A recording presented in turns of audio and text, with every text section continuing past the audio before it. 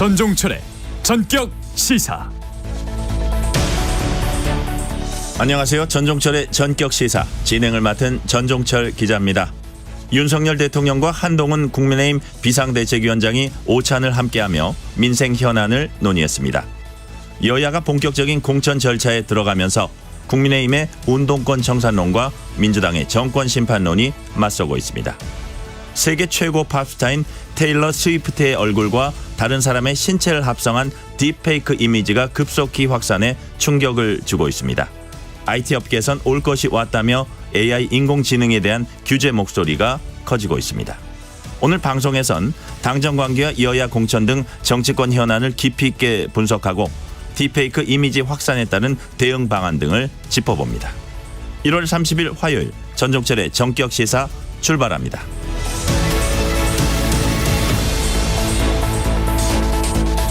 전종철의 전격 시사는 유튜브로도 실시간 방송합니다.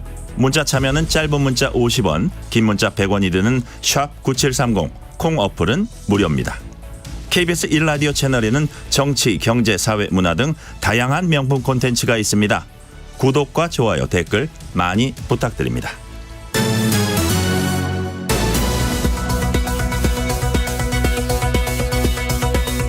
뉴스 브리핑 KBS 보도본부 우정화 기자 나와 있습니다. 어서 오세요. 안녕하세요. 윤석열 대통령이 어제 한동훈 국민의힘 비상대책위원장을 대통령실로 초청해서 함께 점심 식사를 했습니다.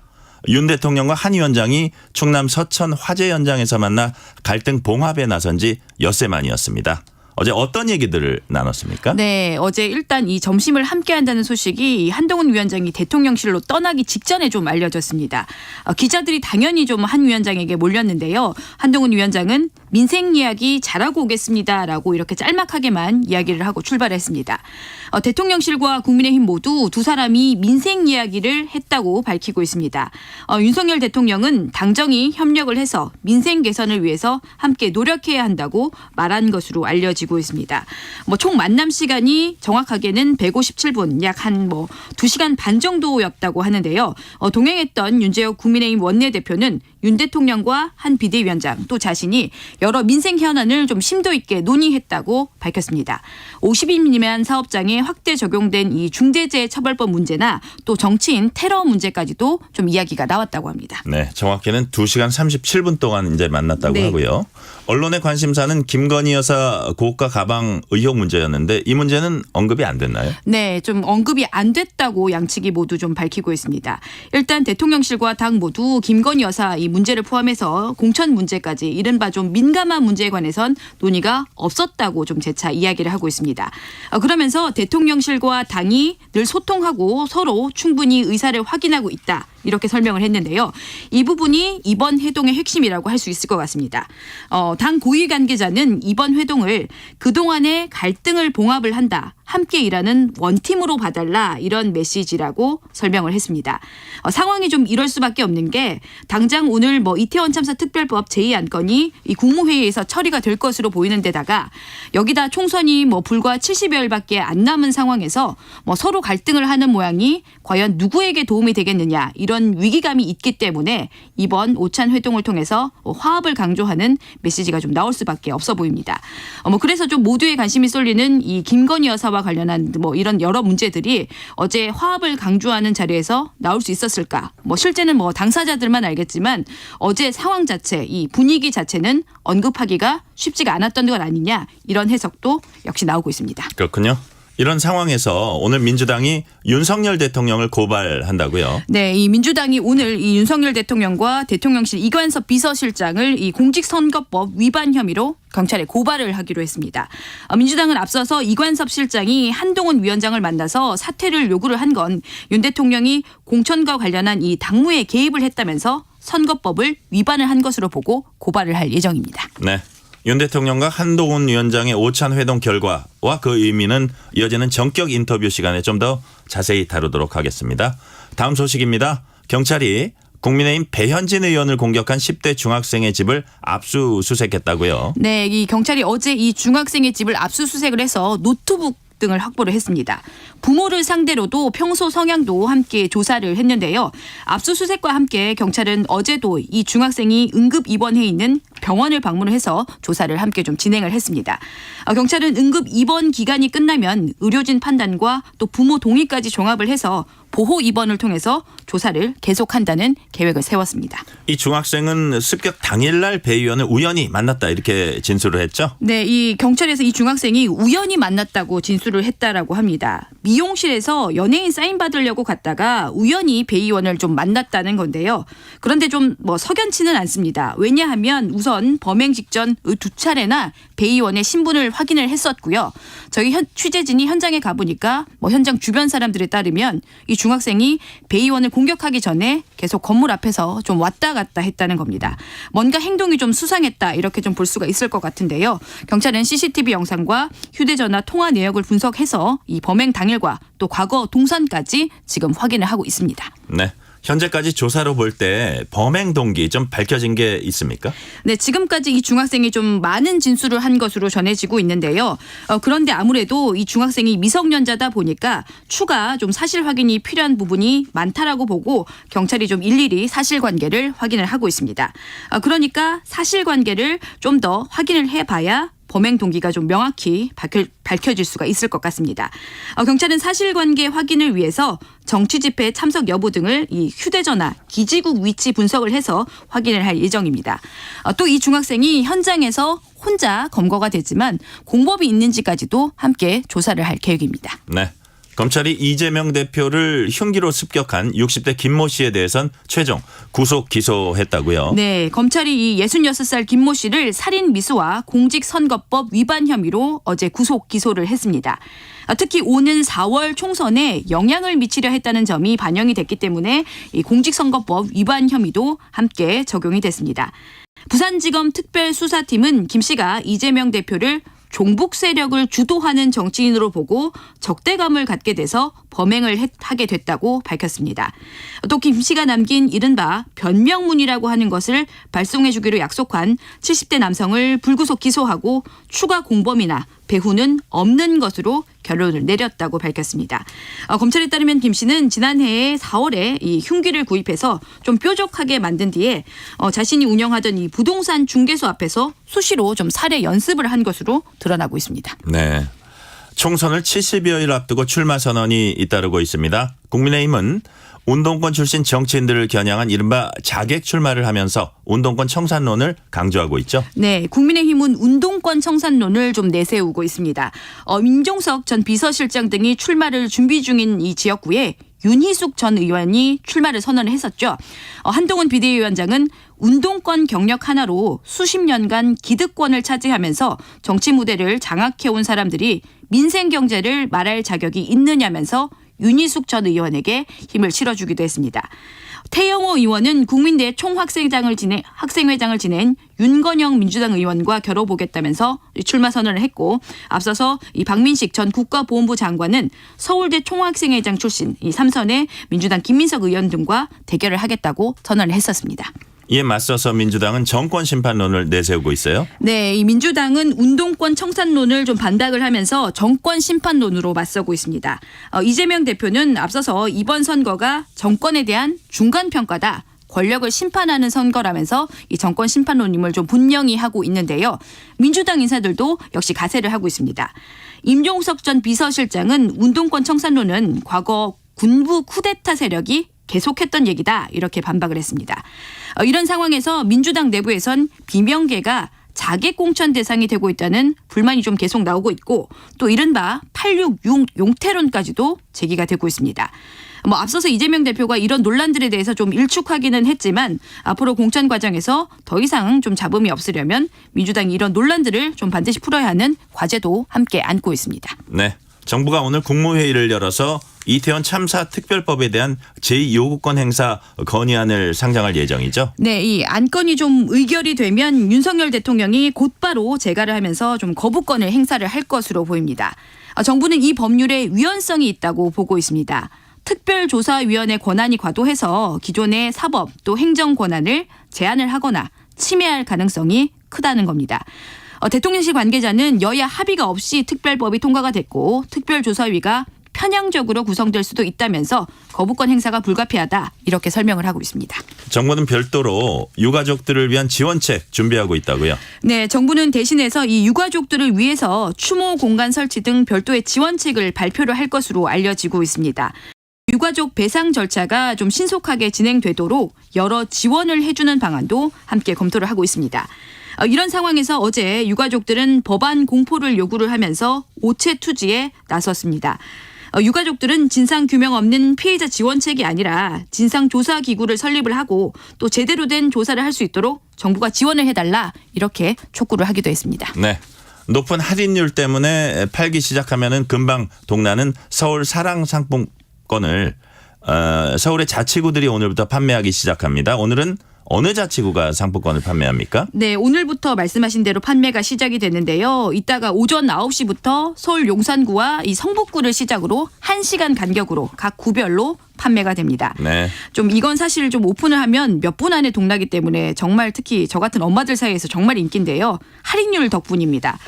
아시겠지만 이 서울사랑 상품권은 뭐 상품권 50만 원을 산다고 하면 실제 우리가 이 결제를 하는 금액은 5%가 할인된 47만 5천 원만 내면 50만 원짜리 상품권을 구매를 할 수가 있고 이 상품권을 이 구매처에서 50만 원어치 물건을 살 수가 있습니다.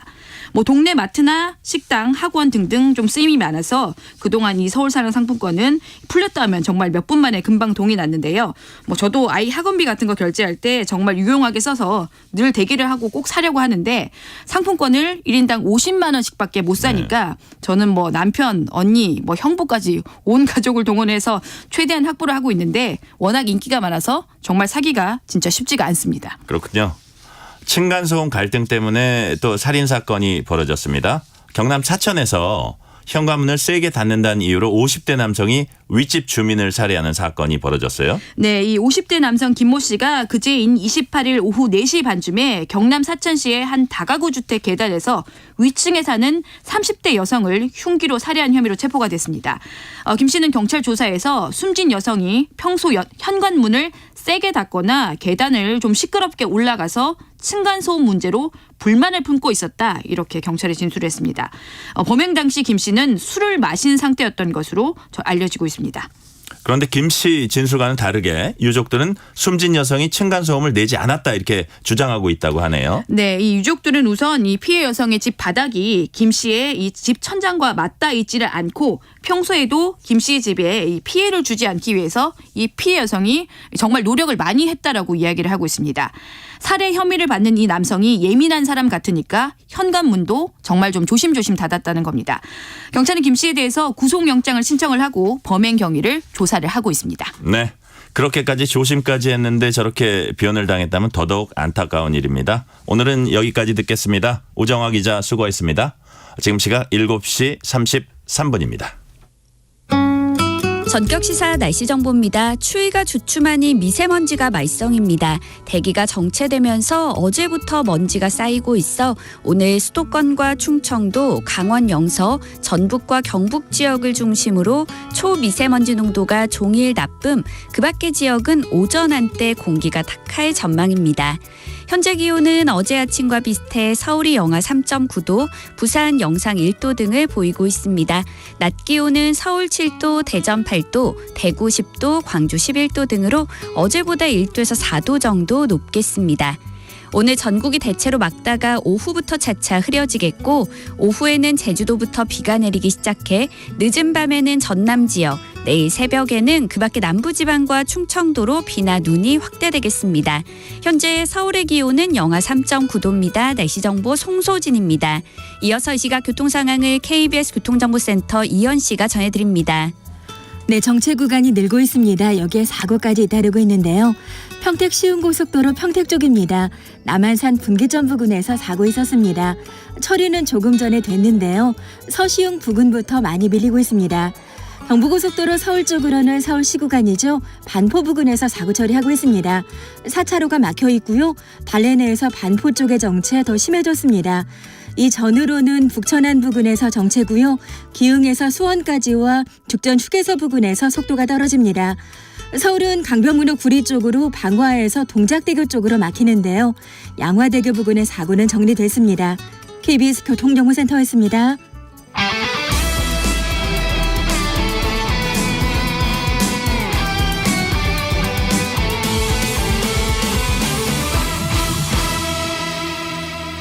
전종철의 전격 시사.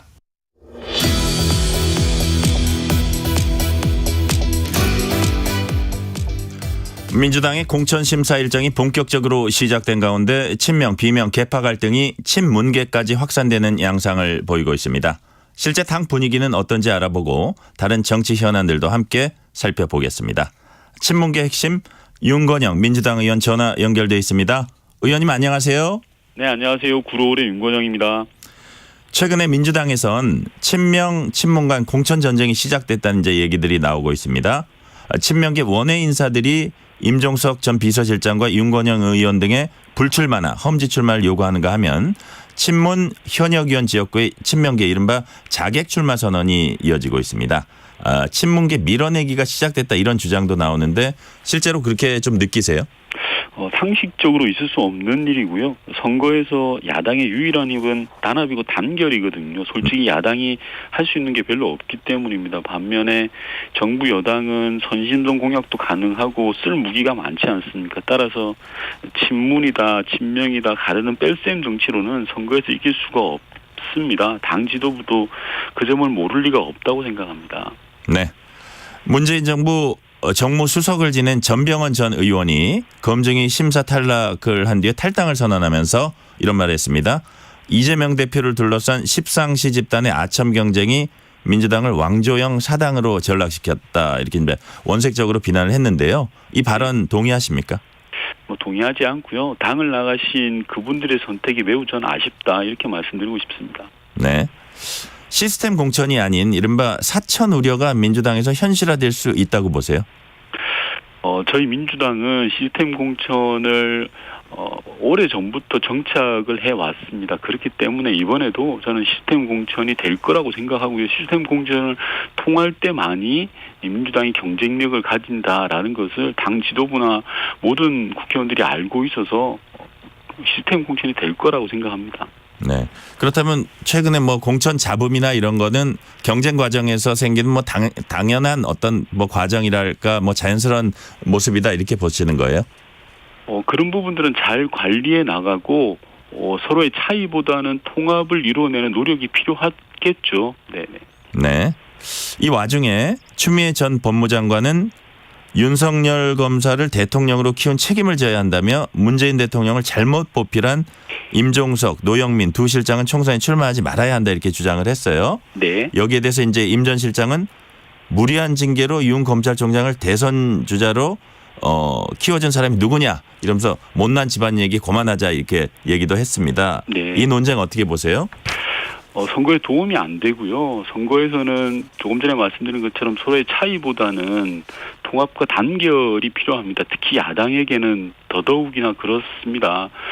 저는 뺄셈 정치보다는 덧셈 정치를 통할 때만이 윤석열 정부의 일방 독주를 멈출 수 있다고 생각합니다. 지금 국민이 이번 총선에서 바라는 건 분명하지 않습니까? 대통령이 가족을 지키는 게 매달릴 게 아니라 민생과 경제를 살리라는 거죠. 또 이념 전쟁에만 올인하고 있는 검찰 정권의 일방 독주를 세워달라는 겁니다. 그러기 위해서는 민주당을 중심으로 통합하고 단결하는 게 중요하다라는 말씀드리고 싶어요. 네. 이재명 대표가 직접 나서서 이현주 전 의원을 민주당 복당 권유하는 문제도 미묘한 파장을 일으키고 있습니다. 네. 이현주 전 의원이 지금은 이제 윤석열 대통령 비판 발언을 자주 쏟아내고 있지만 이전엔 대표적 반문 전사로 불릴 정도로 문재인 전 대통령에게 비판적이었습니다. 네. 의원님 보시기에 이현주 전 의원 복당 어떻게 생각하세요? 원칙적으로 보면 선거 시기에는 다양한 색깔의 사람을 모셔오는 게 맞죠. 그걸 외연 확장이라고 하지 않습니까? 앞서 말씀드린 것처럼 뺄셈보다는 덧셈 정치가 승리할 확률이 높기 때문입니다. 그러나 중요한 건 외연 확장도 어느 한쪽으로 치우쳐서는 저는 안 된다고 생각하고요. 나무의 가지가 동서남북으로 골고루 뻗어 있어야지 한쪽으로만 치우치면 부서지기 쉽지 않습니까? 특히 뿌리가 튼튼히 내려야 된다라는 말씀으로 대신 드리겠습니다. 이제 한 재선 의원 정도 되고 광명 을에서 저 지역구를 가졌었고요. 근데 네. 고향이 부산입니다. 이현주 전 의원이. 그러면 네. 아무래도 이 정도 의원을 뭐 모셔온다 그럴 때는 공천 문제를 얘기 안 할 수 없을 거예요. 그런 것들이 조금 더 미묘해질 수도 있을 것 같은데 어떠세요? 그 부분은 제가 답변을 할 위치에 있지 않고요. 공천 부분은 앞서도 말씀드린 것처럼 시스템 공천에 의해서 공천관리위원회와 당 지도부의 판단의 몫이라고 생각을 합니다. 네.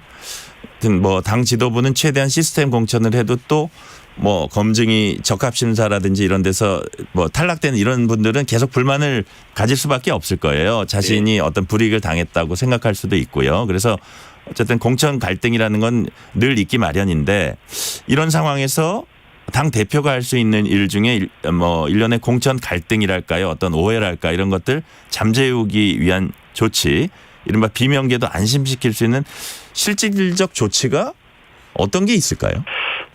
솔직히 제가 대표의 전략적 행보에 대해서 이렇게 고언을 할 위치에 있지는 않습니다. 다만 선거가 다가올수록 당의 통합과 단결의 메시지는 한마디로 다다익선입니다. 많이 한다고 손해볼 일은 아닌 것 같고요. 당 지도부에서 그런 점들을 잘 판단하지 않을까 싶습니다. 네, 민주당 내뿐만 아니라 당 밖에서도 도전장이 날아들어오고 있습니다. 임종석 전 비서실장이 출마 선언한 중구 성동갑에 국민의힘 윤희숙 전 의원이 이제 출마 선언을 했고요. 네. 윤 의원님 지역구의 구로을에는 태영호 의원이 출마 의사를 밝혔습니다. 네네. 또 정청래 의원 지역구에 김경률 비대위원, 뭐 김성동 뭐 당협위원장 있고요. 김민석 의원 지역구에 박민식 전 보훈부 장관이 이제 출사표를 던졌어요. 모두 운동권 정치인 청산을 기치로 내걸었습니다. 어떻게 보세요? 일각에서는 뭐 한동훈표 킬러 공천이라고 하던데요. 저는 많이 한심하다고 생각합니다. 동네 다녀보면 다들 경제가 큰일이라고 난립니다. 코로나 때보다 더 안 좋고 심지어 IMF 때를 이야기하기도 합니다. 그런 판국에 집권 여당이 운동권 운운하면서 킬러 공천이라고 자랑을 하는데요. 운동권 잡을 게 아니라 물가 잡고 경제 잡아야 됩니다. 그게 여당이 할 일인데 거꾸로 가고 있고 아직 정신 못 차렸다라는 생각을 하고 있습니다. 제가 볼 때는 조금 전에 말씀드렸던 그런 공천이 진행이 된다면 한마디로 자탕 공천이죠. 아무 맥락도 컨셉도 없는 뒤죽박죽이라고 생각하고요. 출마할 곳을 억지로 만들어주는 그런 느낌입니다. 그리고 한동훈 위원장이 자꾸 민주화 운동 세력을 청산하자고 하시는데 소위 586 운동권 주시는 국민의힘에도 많이 있습니다. 민주당 586은 청산 대상이고 국민의힘 586은 영입 대상인가요? 왜 그런지 한동훈 위원장이 저는 설명해야 된다 그렇게 생각합니다. 한동훈 위원장이 이런 말을 했습니다. 윤희숙과 임종석 중 누가 경제를 살릴 것 같습니까? 이런 발언은 어떻게 평가하세요? 그런 평가는 주민들이 내리는 거죠. 선거라는 것은 국민의 선택을 받아야 되는 겁니다. 그런데 킬러 공천이다, 운동권 운운, 저는 여당이 여당답지 못하고 야당의 길을 가는 거 아닌가 그런 생각이 드는데요. 총선을 70여일 앞둔 시점에 검찰이 울산시장 선거 개입 의혹, 부동산 통계 조작 의혹, 문 전 대통령 사위 특혜 채용 의혹 사건을 수사하고 있습니다. 뭐 공통점은 문재인 정부 핵심 인사들을 이제 수사하고 있는 건데 이건 어떻게 보세요? 저는 한마디로 명백한 정치 보복이 아닌가 싶습니다. 문재인 정부 청와대에서 비서실장이 3명, 안보실장이 2명, 총책실장 4명 이렇게 있었습니다. 그런데 9명 전원이 지금 검찰 수사 대상이고 일부는 구속되기도 했습니다. 거의 이쯤이면 저는 삼족을 멸하는 조선시대 사화 수준으로 볼 수밖에 없고요. 우선 말씀하신 통계 관련 수사는 애초부터 결론을 정해놓고 이루어진 정치 수사입니다. 정해진 답이 나올 때까지 하는 인디언 기우제 같은 수사고요. 최근에 하다 안 되니까 대통령 가족과 주변을 괴롭히고 있습니다. 얼마 전 있었던 검찰의 압수수색에서는 대통령 손주인 초등학생 태블릿 PC까지 압수해 갔는데 왜 그러는지 저는 이해할 수가 없습니다. 아마 검찰의 목적은 오직 전임 정부를 괴롭히기 위한 거고 그리고 그게 총선에 이용하려는 것 같은데요. 너무 국민이 볼 때 검찰 정권의 쌩얼이 너무 적나라하게 드러나는 그런 수사 아닌가 싶어요. 최근 여론조사에서 내일 총선이면 어느 정당 후보에 투표할 것인가라는 질문에 민주당 후보 43%, 국민의힘 39%로 민주당이 좀 앞섰습니다. 그런데 국민의힘이 상승세를 보이고 있어요. 특히 스윙 보터 지역인 대전, 세종, 충청에서 국민의힘 후보를 뽑겠다는 응답자가 한 달 새 12%포인트 늘어난 44%로 조사된 반면에 같은 기간 민주당은 47%로 변동이 거의 없습니다. 한동훈 위원장의 인지도, 인기가 여론 흐름에 일부 반영됐다고 보세요. 선거가 70일도 넘게 남았습니다. 현재 나오는 여론조사는 큰 의미가 없다고 봅니다. 특히 총선은 잘 아시다시피 후보 공천을 어떻게 하느냐가 매우 중요한데 이제 뭐 민주당이나 국민의힘 모두 후보 선수들 추려내고 있는 중이지 않습니까? 축구로 치면 아직 선수 라인업도 모르는 상황인데 현재 예측에 큰 의미를 부여할 필요는 없다고 생각하고요. 선수 라인업이 나오고 경기가 시작되면 그때부터 진짜 승부 아닌가 싶습니다. 네, 앞서 말씀드린 여론조사는 서울경제신문이 한국갤럽에 의뢰해서 지난 25일과 26일 전국 만 18세 이상 남녀 1,011명을 대상으로 휴대폰 가상번호 100% 전화 면접 방식으로 진행을 했습니다. 자세한 내용은 중앙선거 여론조사심의위원회 홈페이지를 참조하시면 됩니다. 다음 질문 드릴게요. 네. 윤석열 대통령과 한동훈 위원장이 어제 비공개 오찬 회동을 가졌습니다. 2시간 반 넘게 약 한 2시간 37분 동안 만났다고 하는데요. 한동훈 위원장 취임 딱 한 달이 되는 날이고 서천 화재 현장에서 회동한 지 엿새 만에 만나서 2시간 반 넘게 이렇게 시간을 보냈는데 대통령과 여당 비대위원장의 이 만남 어떻게 평가하십니까? 국민들이 볼 때는 한편의 코미디 같을 것 같아요. 장관 하시던 분을 대통령이 시켜서 비대위원장에 임명했는데 고작 한 달도 안 돼가지고 비서실장 시켜서 사퇴시키려고 하다가 실패했습니다. 또 갑자기 그러다가 무슨 일이 있으냐는 듯이 사이좋게 두 분이서 밥을 먹는 게 납득이 잘 안 되고요. 저는 대통령이나 비대위원장 모두 변죽만 누리다 끝난 거 아닌가 싶어요. 대통령은 가족을 지키려고 충동적으로 비대위원장을 자르려고 했다가 실패했고 또 비대위원장은 뭔가 해보려다가 완전히 꼬리를 내렸습니다. 두 분 모두 정치 초보를 인정한 셈이라고 생각이 들고요.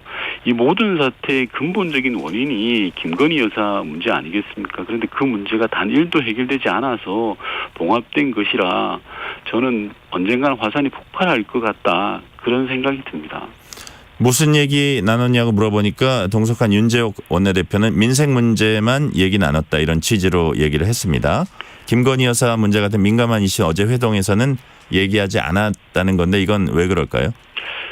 저는 민생 문제만 이야기하지 않았다고 생각하고요. 국민 누구도 그 말을 믿을 수 있을까요? 2시간 40분을 만났는데 민생 문제만 이야기했다라고 생각지 않습니다. 아마 정치 현안 여러 가지를 이야기하셨겠죠. 공천 문제든 여러 가지를. 근데 이제 중요한 건 그런 내용을 좀 소상히 밝혀주시면 좋은데 제대로 밝혀지지 않지 않습니까? 브리핑도 제대로 안 하고 감추려고 하는 게 오히려 더 문제 아닌가 싶습니다. 대통령과 여당의 대표가 만났으면 그 내용을 소상히 밝혀서 국민들에게 알려주는 게 우선이 될 것 같습니다. 네. 어제 이제 국회 정무위가 열렸어요. 네. 민주당이 김건희 여사 고가 핸드백 의혹에 대한 특검을 해야 한다고 이제 요구를 하자 국민의힘은 김정숙 여사 의상 구입 경위를 밝혀라 이렇게 따져 물었습니다. 어떻게 보세요? 물타기를 너무 하는 것 같고요. 국민의힘은 지금 출범한 지 2년이 너무 가지 않습니까? 그러면 온전히 평가를 받아야죠. 무슨 일이 생기면 꼭 전임 정부를 끌고 와서 전임 정부는 이랬다 저랬다 그러는데 지금이 문재인 정부는 아니지 않습니까? 윤석열 정부라면 그렇게 물타기를 하거나 전임 정부 탓하는 것은 이제 그만하셨으면 좋겠다는 말씀 드리고 싶네요. 네. 김진표 국회의장이 KBS 일요진단에 출연했습니다. 여기서 어떤 얘기를 했냐면요. 2월 1일 국회 본회의에서 쌍특검 법안이 재의결될 수도 있다 이렇게 이제 말을 했어요. 네. 민주당에서 어떻게 지금 논의가 되고 있습니까? 저는 김건희 특검법은 재의결 당연히 해야 합니다. 시점과 관련해서는 여러 가지 의견이 있을 수 있고요. 당 지도부가 여러 상황들을 고려해서 판단할 것으로 생각을 합니다. 다만 김건희 특검법 재의결을 서두르는 국민의힘이야말로 저는 특검법 그 자체보다는 정치적 계산만 하고 있다고 생각을 하고 있고요. 윤석열 대통령이나 국민의힘 모두 김건희 특검법에 김자만 나오면 무조건 숨기고 막아주기 급급하지 않습니까? 저는 그렇다고 해서 손바닥으로 하늘을 가릴 수 없다라고 생각합니다. 윤석열 대통령이 오늘 이태원 특별법 관련해서 거부권을 행사할 것으로 전해졌습니다. 대신 유족 배상, 추모공원 등 실질적 피해에 대한 지원에 집중하겠다는 이제 방침을 세워놓고 있어요. 어떻게 생각하세요? 참 좀 야박한 정부 같아요. 그러니까 이제 자기 가족을 지키는 거에 대해서는 물불 안 가리는 그런 느낌을 주는데 가족을 잃은 국민의 이야기를 들어주는 것은 안중에도 없어요. 다른 것도 아니고 하루아침에 서울 한복판에서 가족을 잃은 유가족들의 요구 아닙니까? 그 요구를 못 들어줄 이유가 대체 무엇인지 저는 되묻고 싶어요. 유가족들이 지금 원하는 것은 돈이나 지원이 아니라 우선 사건의 실체적 진실을 알고 싶다는 거거든요. 너무 전 당연한 요구, 기본적인 요구라고 생각합니다. 그리고 국민의힘에서는 특검법에 대해서 거부권을 행사해야 된다고 그런 요구가 있다고 하는데요. 거부권 자체로 보더라도 이미 윤석열 대통령은 역대 최다입니다. 임기 절반도 안 지났는데 이태원 특별법까지 하면 9번째입니다. 맨날 문재인 정부 탓만 하고 있는데요. 문재인 정부 시절에는 거부권 단 한 건도 없었습니다. 이 숫자만으로도 이 정부가 얼마나 대책이 없는지를 저는 여실히 보여준다 말씀드리고 싶어요. 민주당 이재명 대표에 이어서 국민의힘 배현진 의원도 피습을 당했습니다. 네. 여야 간 극단적인 양극화 정치, 혐오 정치가 이런 일련의 정치 테러를 불러왔다는 지적이 있습니다. 우선 어떻게 보세요? 예, 정치하는 사람으로서 저부터 반성을 해야 될 지점이고요. 말씀처럼 정치가 사회를 통합시키고 조정하는 기능을 해야 되는데 그 역할을 제대로 하지 못하다 보니까 이런 테러가 발생했다고 생각합니다. 하지만 테러 자체로는 어떤 이유로든 용서받을 수 없다고 생각하고요. 정치가 좀 더 통합과 조정의 길로 가고 국민들을 이끄는 그런 기능을 해 가야 된다는 말씀드립니다. 이런 정치 테러에 관해서 이제 얘기하는 와중에도 막 서로를 여야가 공격하는 그런 모습들이 보이더라고요. 그래서 이참에 어떤 여야 지도부 차원에서 신사협정이나 뭐 어떤 그런 선언이나 그게 얼마나 실효성이 있을지 모르겠으나 뭐 그런 것들 필요하다고 보지 않으세요? 뭐 당연히 필요합니다. 없는 것보다 있는 게 훨씬 낫고요. 근데 다만 국회의원 스스로가 변해야죠. 며칠 전에 국회 본회의가 있었는데 국회의장께서 정치 테러에 대해서도 이야기하시고 또 아울러서 국회의원의 강압적인 퇴장 조치에 대해서 용산 대통령실에 대해서 한 말씀 하시는데 국민의힘 의원들이 야유를 보내시더라고요. 불과 얼마 전에 국민의힘과 민주당의 지도부가 국회 본회의장 내에서는 그런 야유를 하지 말자라고 했는데 순식간에 여겨집니다. 당리당략보다는 국민을 생각하는 마음이 필요하다라는 말씀 드리고 싶어요. 네. 이낙연 전 대표 신당과 민주당 탈당파 의원들 신당 이제 통합하면서 개혁 미래당이란 이제 당명을 채택했더니 이준석 개혁신당 대표가 상당히 좀 민감한 반응을 보였습니다. 당명을 가지고요. 당명을 둘러싼 뭐 가벼운 신경전으로 보이긴 하지만 이거 하나를 봐서도 이른바 빅텐트까지 멀고 험한 거 아니야 이런 관측도 나오거든요. 의원님 보시기는 어떠세요? 그분들 입장에서는 제3지대에 대한 빅텐트를 우선하려고 하시겠죠. 근데 많이 어려울 겁니다. 각자가 처해 있는 조건들이 다르고 또 환경들이 다른 상황에서 하나의 가치와 뜻으로 뭉친다라는 게 쉽지 않을 거라고 생각합니다. 의원님 이제 환노위 소속이시죠? 네네. 예, 관련 현안 하나 여쭤볼게요. 중대재해처벌법 관련해서 민주당이 선거권으로 내민 산업안전보건청 신설과 2년 유예기간 재정 지원 계획에 대해서 임이자 의원이 이런 비판을 했습니다. 민주당이 여당일 때도 못했던 산업안전보건청 설치를 이제 와서 급박하게 하는 건 먹리로밖에 보이지 않는다. 그래서 이제 정치적 유불리를 떠나서 현장만 보고 본회의에서 처리하자 이런 제안을 했는데 어떻게 답을 하시겠어요? 솔직히 제가 국회 환노위라서 현장을 목격하는데요. 그동안 게으르고 수수방관했던 게 정부 여당입니다. 이제 와서 뒤늦게 호들갑 드는 게 저는 잘 이해가 안 됩니다. 중대재해처벌법이 확대된다는 건 우리 모두가 아는 일이었습니다. 이 법이 갑자기 튀어나와서 떨어진 게 아니지 않습니까? 정부 여당이 집권 2년 동안 대체 뭘 하다가 이제 와서 이 난리를 치는지 이해가 안 되고요. 너무 뻔뻔한 것 같아요.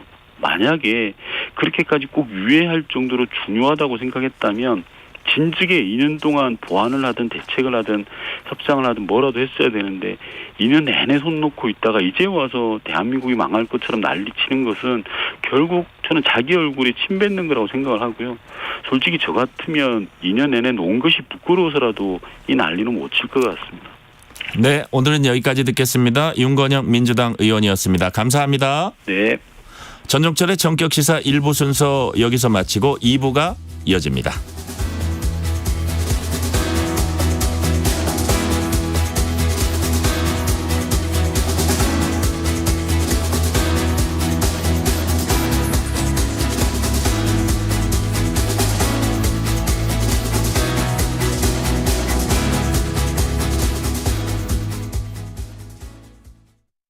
알고 계시나요?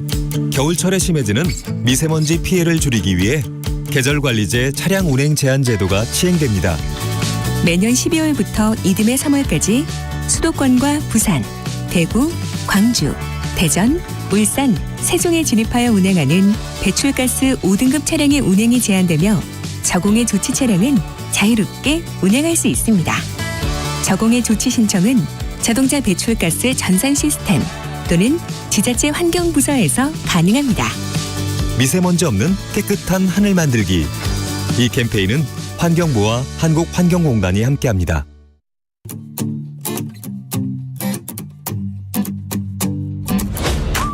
KBS 라디오 기후위기 대응 캠페인 지구를 네, 안녕하세요. 저는 소비자기후운동 충북에서 활동하고 있는 최종래입니다. 아이가 아토피였어요. 그래서 우선은 먹을거리에 관심이 가지다가 먹을거리가 환경과 뗄래야 뗄 수 없는 관계 있잖아요. 그러다 보니 자연스럽게 환경 문제에 관심을 가지게 되었고 환경 문제 중에서 이제 특별히 플라스틱에 관심을 가지게 된 건 기후위기와 플라스틱이 너무나 밀접한 관계가 있기 때문에 또 특별히 더 관심을 가지게 되었습니다. 그동안 저도 플라스틱 줄인다고 텀블러 가져다니고 손수건 갖고 다니고 용기 가져다니고 갖고 다니고 이거 굉장히 중요해요.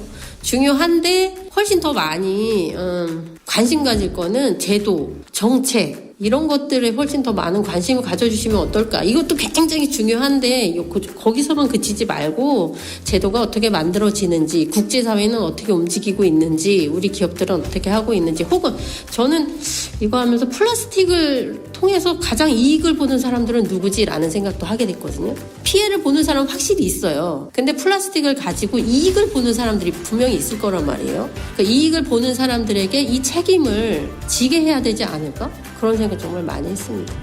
텀블러 가지고 다니시는데요. 텀블러 여러 개 사지 마시고 하나를 오래오래 쓰셨으면 좋겠습니다. 혹시 플라스틱 제품을 사셨다 하면 그 제품을 오랫동안 쓰시는 것도 하나의 중요한 방법이지 않을까 싶습니다. 뜨거워지고 있는 지구. 지금 우리의 문제입니다. KBS 라디오 기후위기 대응 캠페인 지구를 지켜라 였습니다.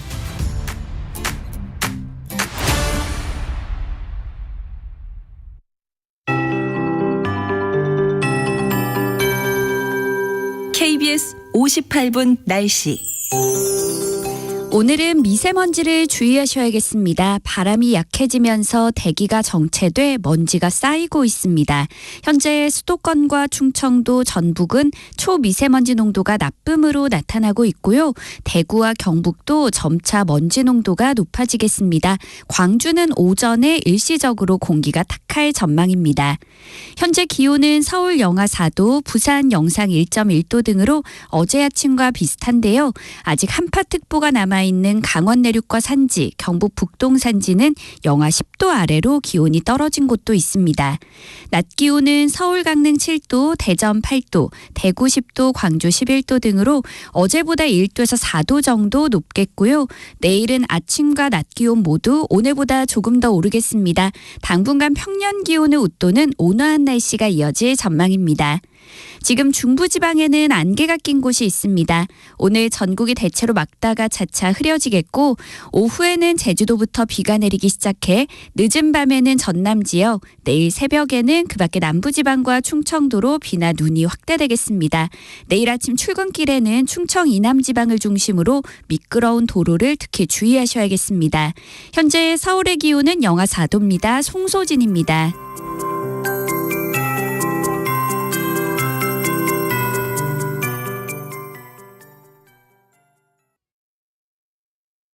정성을 다하는 국민의 방송 KBS가 8시를 알려드립니다. AM 711kHz, FM 97.3MHz, KBS 1라디오입니다. HLKA.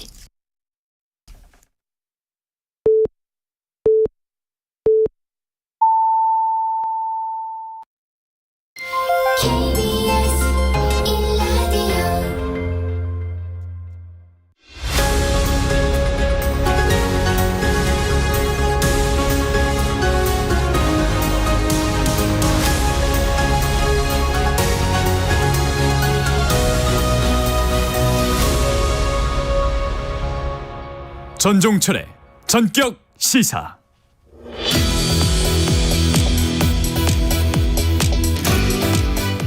윤석열 대통령이 한동훈 국민의힘 비상대책위원장과 오찬 회동을 했습니다. 한동훈 위원장 취임 딱 한 달이 되는 날이었고 두 사람이 서천 화재 현장에서 만나 갈등 봉합에 나선 지 엿새째 되는 날이었습니다. 이용호 국민의힘 의원과 자세한 얘기 나눠보겠습니다. 의원님 안녕하세요. 예, 안녕하세요. 윤석열 대통령이 한동훈 위원장을 왜 용산으로 초청했을까요? 아니, 어제 만남은 당정에 만나서 대통령과 이제 여당 지도부가 민생 현안 논의한 자리였습니다.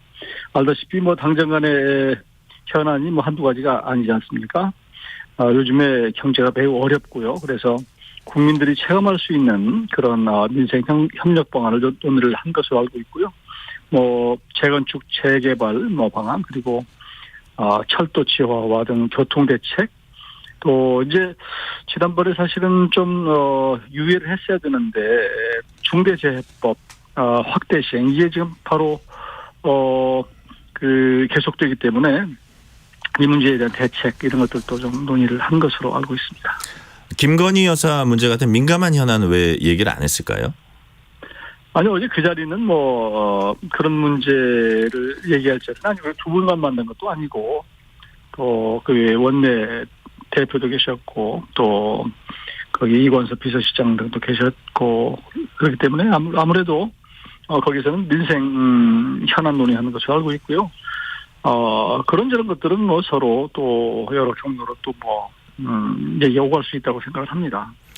당정은 늘 소통하고 서로 충분히 의사를 확인하고 있다 이렇게 설명을 했어요. 다시 말해서 대통령과 여당 대표가 언제든 만날 수 있는 관계라는 점을 대내에게 알린 측면도 이제 있어 보이는데 의원님 어떻게 보세요? 그렇죠. 당과 정이라고 하는 게 늘 혀단을 놓고 머리를 맞대고 또 그렇게 보여주는 것 자체가 국민들에게 어떤 신뢰를 이렇게 보여주는 것이거든요. 그런 모습 자체가. 그래서 지금 조금 전에 말씀드렸지만 정치 현안도 많고 또 경제, 민생 현안이 많기 때문에 이런 자리는 자주 가질수록 좋다고 생각을 합니다. 아울러서 이제 여권에선 이번 회동으로 첨예했던 당정 갈등이 이제 마무리 봉합 단계로 접어들었다 이런 평가를 내놓는 분들도 있어요. 그래서 이제 김 여사 문제 불씨가 남아있지 않냐 이렇게 반문할 수 있는데 바로 이 대목에서 대통령실이 조만간 갈등을 유발했던 각종 현안에 대해서 입장을 내놓을 것이다. 이런 전망도 나오고 있습니다. 어떻게 보세요? 저는 한동훈 비대위원장이 얘기한 대로 당은 당의 일을 하는 것이고 정부는 이제 정부의 일을 하는 것이기 때문에 각자의 그런 입장이 있지 않겠습니까? 그래서 그런 차원에서는 이제 김 여사 문제에 관해서는 대통령실에서 이제 입장을 밝히는 것이고요. 거기에 대해서 지금 당이 이러쿵저러쿵 얘기할 상황은 아니다 저는 그렇게 봅니다. 김건희 여사 사과 요구와 관련해서 의원님은 불필요하다 이런 의견을 보이신 적이 있어요. 이제 타이밍이 지나갔고 이슈 자체가 소진이 됐다. 그래서 지금은 사과하든 안 하든 간에 지지율도 별 차이가 없을 것이다. 이런 말씀을 하신 적이 있는데 별다른 대응을 안 해도 된다는 그런 뜻인가요? 저는 뭐 국민들의 어떤 걱정이 있다면 그리고 또 국민들이 불편해한다면 그런 문제에 대해서 입장을 밝히는 게 옳다고 생각을 하지만 그러나 이 문제가 너무 이제 당정 간의 어떤 갈등의 요인으로 되고 이미 그 과정 자체가 국민들이 전부 알고 있는 내용이어서 하든 안 하든 간에 지지율이든 변동이 없을 것이라고 생각을 하고요.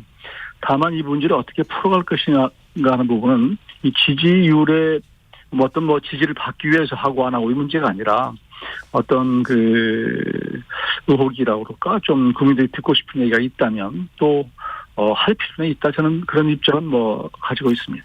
네. 여야가 본격적인 공천 심사 절차에 들어갔습니다. 국민의힘은 다음 달 3일까지 이제 공천 신청을 받고 후보를 이제 결정할 계획인데요. 이번 공천 심사에서 주목할 만한 대목이랄까요? 포인트랄까요? 어떤 게 있을까요?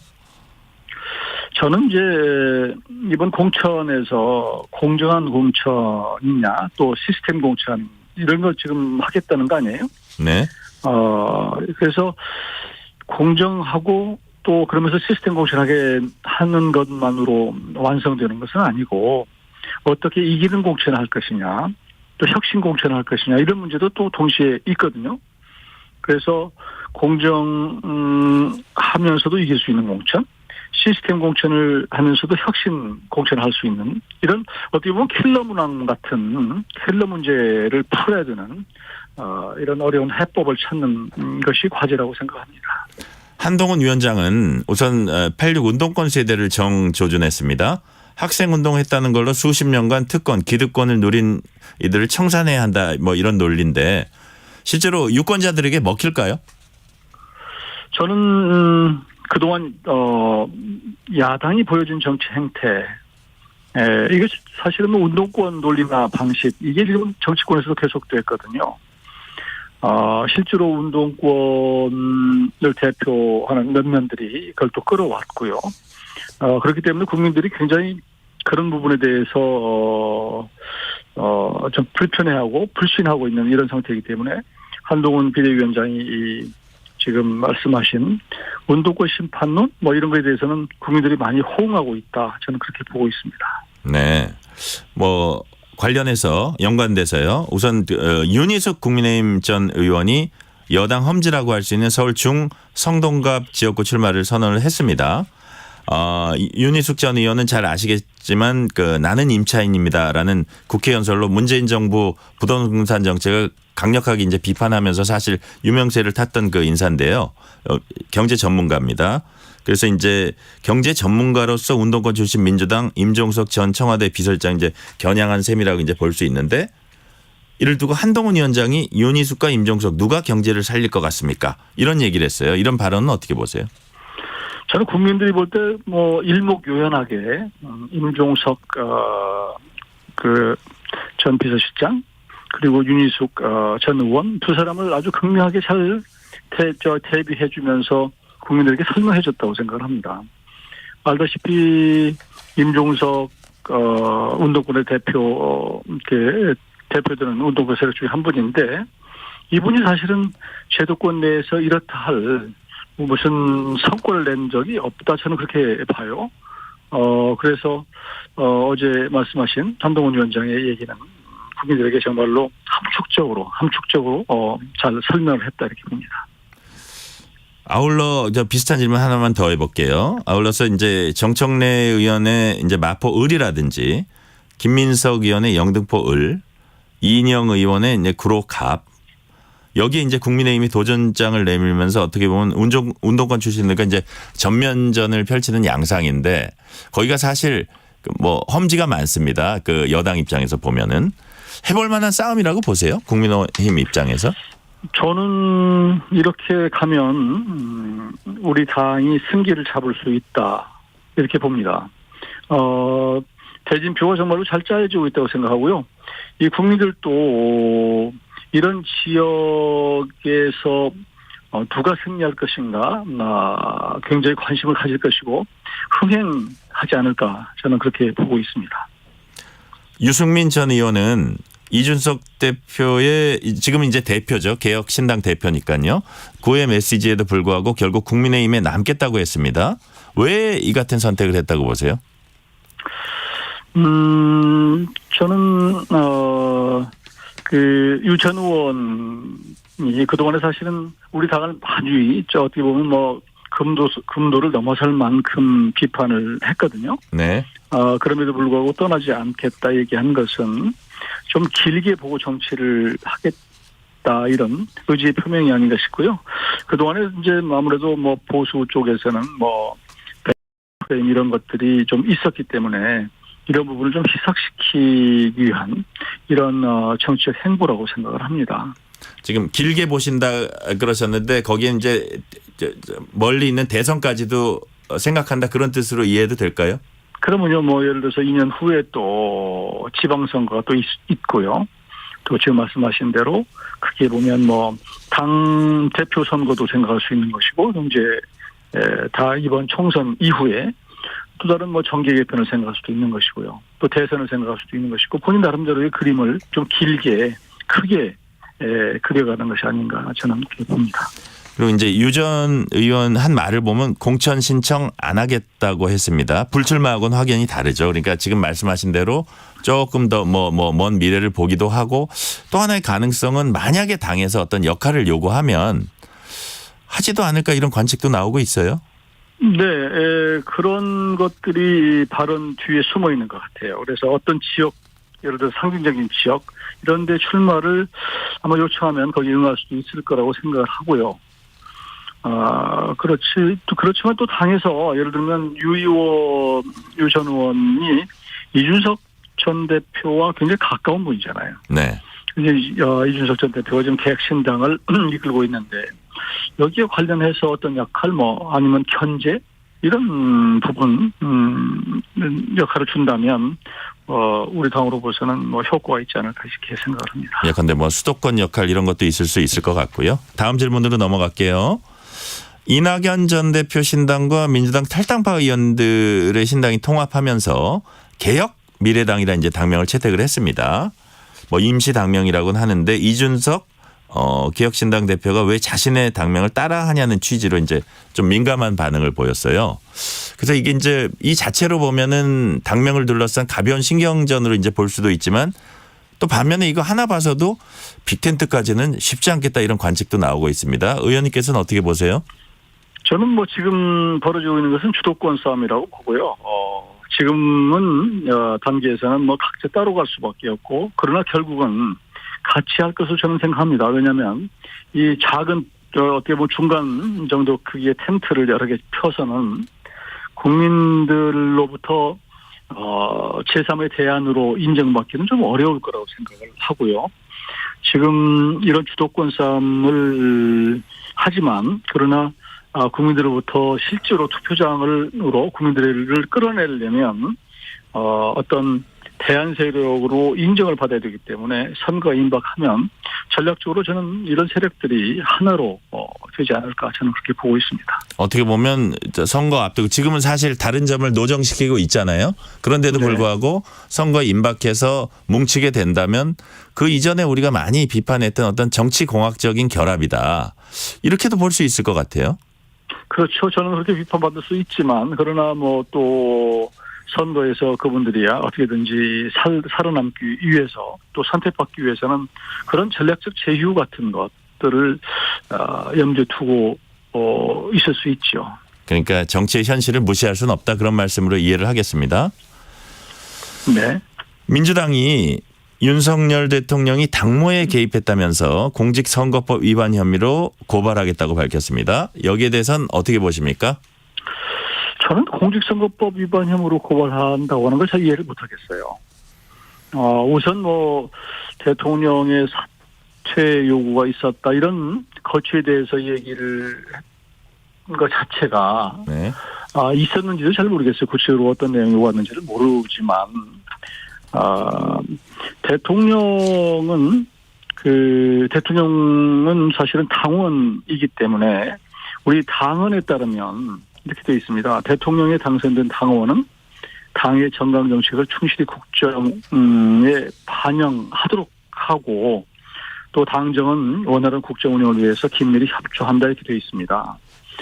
그렇기 때문에 어떤 대통령이 국정 운영을 원활하게 하기 위해서 또 그 당의 정책을 충실히 국정에 반영하기 위해서는 당의 어떤 의견을 제시할 수가 있는 거예요. 네. 어떤 것도 또 요구할 수 있는 것이고. 다만 늘 대통령께서 말씀하신 당무 개입을 안 한다는 것과 또 하지 않는다는 것인데 하지 말라는 법은 없는 거예요. 그래서 저는 얼마든지 당무 얘기는 할 수가 있다. 다만 이제 공직선거법에는 공무원은 중립 의무를 꼭 지키게 되어 있는 거거든요. 선거에 영향을 미치는 것은 안 된다. 그렇기 때문에 지금 단순히 뭐 이렇게 구체적인 내용을 모르면서 대통령이 어떤 당에 대해서 얘기를 한 것, 뭐 직접 한 것도 아니지만 그런 것들이 어떤 선거법에 위반되는 것인지 이 부분이 불투명하고 저는 이해하기 어렵다. 저는 그렇게 봅니다. 네. 윤 대통령이 이태원 참사 특별법에 대해서 거부권을 행사하기로 방침 정한 것으로 알려졌습니다. 유족들 반발을 고려해서 별도 보상 대책을 함께 발표할 것으로 전해졌는데 이런 결정들 어떻게 보세요? 저는 그게 합리적인 것이라고 봐요. 우리 정부 여당으로 봐서는 지금 이번에 야당이 통과시킨 이태원법은 사실은 독소 조항이 좀 있습니다. 그리고 국민의 눈높이에도 맞지 않는 그리고 조사위원회 구성도 편파적으로 돼 있고요. 그래서 이 법 자체를 이제 재부의하는 것이 다시 한번 좀 논의를 하도록 재의혹을 하는 것은 자연스러운 일이라고 보고요. 이번에 또 야당이 이것을 일방적으로 통과시킨 것은 대통령의 거부권 유도를 오히려 유도했다. 거부권을 유도했다. 이렇게 보기 때문에 저는 지금 정부로 봐서는 불가피하게 지금 그렇게 어떤 대책을 발표하는 거 또 거부권을 행사하는 게 맞다고 봅니다. 민주당에선 공천 갈등이 이제 고조되는 분위기입니다. 특히 친명 원외 인사들이 비명 친문 현역 의원 지역구에 출마 선언을 하거나 친문 인사들에 대한 불출마, 험지 출마 요구를 이제 하고 있어요. 왜 이런 일이 벌어질까요? 그래서 결국은 지금 민주당이 어떤 민주적 정당이라기보다는 이재명 사당에 가깝기 때문에 하여튼 이재명 당대표에 충성하는 사람, 소위 친명이라는 사람들이 지금 어떻게 보면 바로 하는 거예요. 그래서 이재명 당대표가 공천권을 갖고 있기 때문에 또 그동안 이재명 대표를 괴롭혔던 비판했던 사람들은 사실 이번 공천을 통해서 좀 많이 좀 제거하기 위한 또 그런 분위기 속에서 지금 일부 친명들이 그렇게 그치에 의해서 지금 공천을 신청하고 또 그 서로 지금 경합하고 이런 것이 아닌가 싶습니다. 이건 바람직스럽지는 않는 일이라고 생각해요. 이 와중에 이제 이현주 전 의원 민주당 복당 문제에도 이목이 쏠리고 있는데요. 이재명 대표가 직접 복당을 제안한 걸로 알려졌습니다. 지금 이현주 전 의원은 그 반윤 스탠스 지금 취하고 있는데 한때는 반문 전사로 불릴 정도로 문재인 전 대통령에게 비판적이었어요. 그래서 그 민주당 내에서 되게 약간 민감해하는 것 같습니다. 이현주 전 의원의 민주당 복당 어떻게 보세요? 이현주 전 의원은 민주당에서 출발해서 여러 경로를 거쳐서 다시 민주당으로 돌아가겠다고 하는 것인데 대한민국의 정치 어떤 그 단면을 보여주는 것 같아요. 사실은 좀 이게 국민들이 어떻게 볼까 좀 불편한 시선이 전 많은 일이라고 보고요. 지금 아무래도 뭐 당내에서도 뭐 심지어 홍익표 원내대표 같은 경우에도 뭐 선당 후사해야 한다 이렇게 얘기를 했던데 이건 뭐 출마하지 말라는 거 아니겠어요? 근데 이현주 전 의원이 이재명 대표가 복당을 요청을 해서 간다라고 하는 것인데 총선 앞두고 복당한다는 뜻은 출마하기 위해서 가는 것인데 출마하지 말라면 그게 무슨 의미가 있겠습니까? 아무래도 그동안에 이현주 전 의원이 이 발언이 그동안에 좀 사실 좀 어느 정도 선을 넘는 경우도 뭐 꽤 있었기 때문에 당내에서 굉장히 비판론이 나오고 그러다 보니까 그런 속에서 또 이재명 대표가 또 독단적으로 또 누구를 뭐 복당해라 이렇게 요구한 것이 과연 맞는가 이런 여러 가지 얘기들이 지금 함축적으로 나오는 것 같습니다.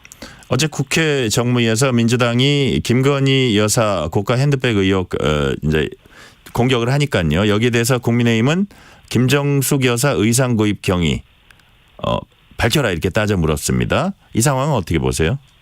저는 지금 우리 국민들이 볼 때 이런 문제 가지고 서로들 티격태격하고 싸우는 게 맞는지 국회가 제대로 못 가고 있다고 생각해요. 지금 먹고 사는 문제, 경제 문제, 또 일자리 문제 이런 것들이 뭐 한두 가지가 아닌데 도대체 그것과 전혀 관계없는 것들을 놓고 뭐 자꾸 이렇게 서로 간에 이슈화를 하고 싸우는 것이 도대체 우리 국회가 할 일인가. 정말 국민 앞에 매우 부끄러운 행태라고 생각을 하고요.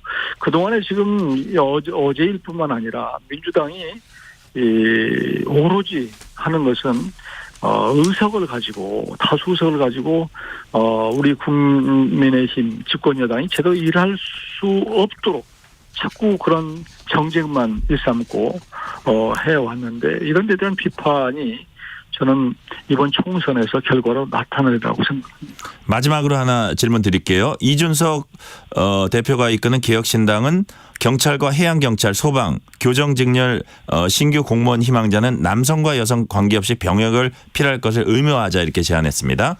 특정 직군 여성의 병역 의무화하자는 것을 두고 남녀 성별 갈라치기다 이런 비판도 나옵니다. 어떻게 보세요?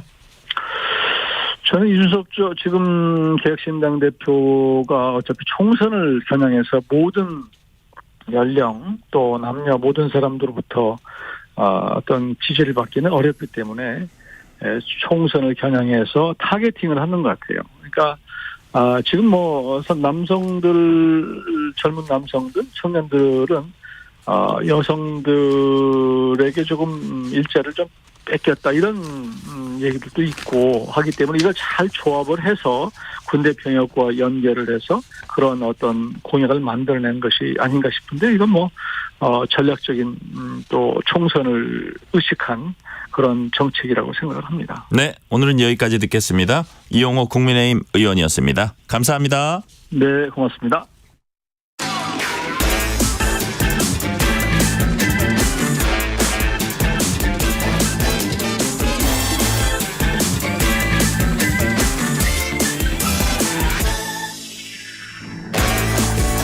한국경제신문 최영창 기자와 함께 기아 타이거스 김종국 감독 비리 혐의부터 알아보겠습니다. 최 기자 안녕하세요. 네, 안녕하세요.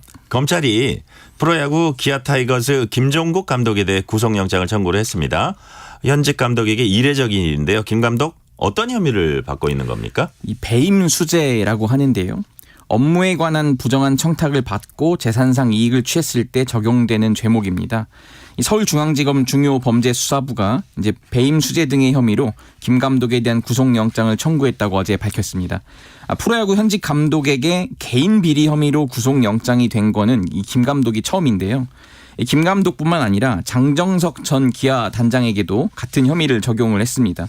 이제 오늘 오전 10시 30분이죠. 서울중앙지법에서 김 감독과 장 전 단장이 이제 영장 실질 심사를 받습니다. 이 만약 김 감독이 구속이 되면 이 현역 감독 중에는 구속이 두 번째인데요. 참고로 1983년 산미 슈퍼스타즈의 김진영 감독이 이 현역 감독이던 중에 구속된 적이 있는데 그때는 이 개인 비리라기보다는 경기 중에 심판을 폭행한 적이 있어요. 그것 때문에 이번 범죄와는 약간 결이 다릅니다. 돈이 아니라 주먹이었군요. 그때는. 그렇다면 이번엔 구체적으로 어떤 뒷돈을 받았다는 건가요? 김 감독이랑 장 전 단장이 이제 2022년 8월이죠. 한 커피 업체가 구단 후원 업체로 선정되는 과정에서 이 업체로부터 각각 이제 한 1억 원 정도 그리고 수천만 원대 금품을 이제 받은 혐의를 받고 있습니다. 이 후원 업체가 되면은 광고 노출이라든지 이런 것 등으로 인지도 상승 효과를 거둘 수 있잖아요. 네. 뭐 결국은 이 후원 업체가 됐고 유니폼 어깨 부분에 이제 붙였어요. 그 회사 이름이. 어쨌든 김 감독 측은 금품을 받은 사실은 일부 인정을 하면서도 이 대가성이 없는 돈이다. 이런 식으로 지금 혐의를 부인하고 있는 것으로 알려졌는데요. 결국 관건은 금품을 받고 후원업체 선정에 개입했는지 여부가 오늘 구속을 좀 여부를 가리지 않겠냐 이런 시선이 좀 법조계 안팎에서 나오고 있습니다. 네. 김 감독과 같은 혐의로 구속영장이 청구된 장 전 감독 이미 지난해 4월에 선수에게 금품을 요구한 혐의로 수사를 받고 있었죠. 그렇습니다. 이 장 전 단장 같은 경우에는 이 자유계약 선수 자격을 얻은 그 포수 박동원 선수라고 있습니다. 이 협상을 하면서 금품을 요구한 혐의를 받고 있는데요. 그러니까 쉽게 말해서 당신에게 거액의 연봉을 줄 테니까 그중 일부를 나를 달라 이런 식의 뒷돈을 요구한 혐의를 받고 있는 겁니다. 이 때문에 지난해 3월 박동원 선수가 직접 장전 단장의 금품 요구 사실을 이 한국 프로야구 선수협회에 신고를 했습니다. 그래서 기아 구단이 이제 징계위원회를 열어서 장전 단장을 이미 작년 그 초반에 이제 해임을 한 바 있거든요. 이 프로야구를 관장하는 그 KBO가 지난해 4월 해당 사건을 또 검찰에 수사를 의뢰했고 이 자택 압수수색도 있었고요. 9개월간 지금 수사가 이어지고 있었습니다. 그러던 찰나에 지금 검찰이 이 장전 단장 수사 도중에 김 감독 배임 수재 혐의까지 추가로 포착한 것이 지금 알려진 거예요. 어쨌든 수사를 확대하다 보니까 지금 그래서 사건이 더 지금 여러모로 번지는 양상입니다. 그렇군요. 그렇다면 기아 타이거스 구단은 김 감독에게 어떤 조치를 내렸습니까? 네, 기아 구단이 사실 애초 수사 과정을 지켜보다가 김 감독의 그 향후 거취를 결정할 계획이었어요. 근데 이제 이런 식의 논리였던 거죠. 광고나 후원 계약에 있어서 감독이나 단장이 관여할 수 있는 구조가 아니다. 이 배임 수재 혐의 자체가 있을 수 없다 이렇게 판단을 했었는데 그런데 지금 그 돌아가는 양상이 그러니까 김 감독이 커피 업체로부터 받은 구체적인 액수를 전해 듣고 나서는 입장을 바로 바꿔서 어제 오후에 계약 해지를 통보했습니다. 구단 측은 검찰 수사 결과와 상관없이 이 품위 손상 행위로 판단해서 김 감독과의 계약 해지를 결정을 내렸다 뭐 이렇게 밝혔는데요. 기아 구단은 지난 25일 김종국 감독이 검찰 조사를 받고 있다는 제보를 먼저 받았고요. 27일 감독과의 이 면담 자리에서 이를 확인했다고 전했습니다. 지금 기아는 최대한 빨리 후임 감독을 선임할 예정인데요. 일단 2월 1일부터 지금 호주에서 열리는 스프링 캠프는 이 진가비용 수석 코치가 지휘를 합니다. 스프링 캠프는 일단 감독 없이 이제 진행을 하게 되는 거네요. 예. 자, 다음엔 다음 소식 살펴보도록 하겠습니다. 지난 주말부터 상시 근로자 5인 이상 사업장 전체로 중대재해처벌법이 확대 시행됐습니다. 그래서 일선 현장의 안전을 위해서 정부가 4월 말까지 산업안전대진단이라는 걸 집중 추진하겠다고 발표를 했습니다. 구체적으로 현장에서 어떤 조치들이 이루어지고 있나요? 네, 지금 적용 대상을 보니까 4월 말까지 3개월 동안 이제 50인 미만 사업장 83만 7천여 곳 이 정도 된다고 하는 거예요. 그래서 지금 이 전체 대상으로 산업안전대진단을 집중 추진하겠다 이렇게 정부가 밝혔는데요. 우선 정부가 이 마련한 10개 항목 체크리스트가 있습니다. 그래서 예를 들어서 안전보건 경영 방침을 수립했는지 또는 인력 예산은 확보가 돼 있는지 또 아니면은 위험성 평가를 시행한다든지 이런 것들이 있고 또 안전보건 교육은 실시하는지 이런 거를 이제 사업주가 먼저 스스로 체크를 할 수 있도록 좀 이렇게 마련을 했고요. 이 자가 진단을 한 다음에 그다음 정부 지원을 신청하거나 가이드, 안내서 등을 참고해서 먼저 자율 개선에 나서는 방식으로 현장에 지금 조치가 이루어지고 있습니다. 국회에서 2년 유예한 합의가 이제 무산되면서 일단 예정대로 이제 시행이 되지 않았습니까? 예. 근데 그렇다고 해서 바로 손 놓은 건 아니고 여야 여전히 이 문제를 머리를 맞대고 있다고 해요. 그렇습니다. 지금 어제 윤석열 대통령과 한동훈 국민의힘 비상대책위원장이 대통령실에서 회동을 하면서 이 문제를 또 테이블에 올렸다고 하더라고요. 중대재해처벌법 시행과 관련해서 영세 사업자들이 어려움을 겪지 않도록 국회에서 협상을 이어가자는데 좀 뜻을 함께 해달라고 지금 그랬다고 지금 대통령실 이도훈 홍보수석이 전했습니다. 여야가 계속 협상을 이어가달라고 주문을 한 거죠. 그래서 지금 윤지호 국민의힘 원내대표와 홍익표 민주당 원내대표가 이 문제를 놓고 계속 협상을 하고 있는데요. 당장 모레 국회 본회의가 지금 예정이 돼 있거든요. 이 때문에 지금 여당을 중심으로 1년 유예안이 지금 급부상을 하고 있어요. 그래서 극적 합의안이 나올 가능성도 없진 않다. 지금 이런 전망이 나오고 있습니다. 그렇군요. 그렇다면 현장에서는 어떤 반응들이 지금 나오고 있습니까? 안 그래도 어제 이제 손경식 한국경영자총협회 경총이라고 하죠. 경총 회장이 기자간담회를 열었는데 이 절박한 호소에도 유예안이 처리되지 않은 것에 대해 좀 유감을 표명하기도 했습니다. 이 중대재해처벌법이 경영자 처벌이 아니라 재해 예방에 초점이 맞춰져야 하는데 그런 만큼 좀 하루빨리 보안 입법이 추진돼야 한다는 주장이거든요. 그러니까 영세 기업의 경우에는 이 시스템보다는 사실 대표에 의존적인 회사들이 굉장히 많거든요. 네. 이 때문에 지금 안전사고가 발생하지 않도록 좀 철저히 대비를 하는 게 최우선인데 정말 대비를 잘 했는데도 만에 하나 사고가 났을 경우에 이럴 경우에 지금 대표는 계속 수사에 불려다니고 그러다 보면 회사가 마비가 되고 직원들은 일자리를 잃게 되고 너무 악순환이 된다. 좀 이런 게 돼서 이런 점이 고려가 돼야 한다. 이렇게 지금 현장에서 목소리가 나오고 있습니다. 노동자 안전을 지킬 수 있는 특별한 조치가 좀 있었으면 좋겠습니다. 오늘은 여기까지 듣겠습니다. 최영창 기자였습니다. 감사합니다. 고맙습니다. 전종철의 전격시사 2부 순서 여기서 마치고 3부가 이어집니다.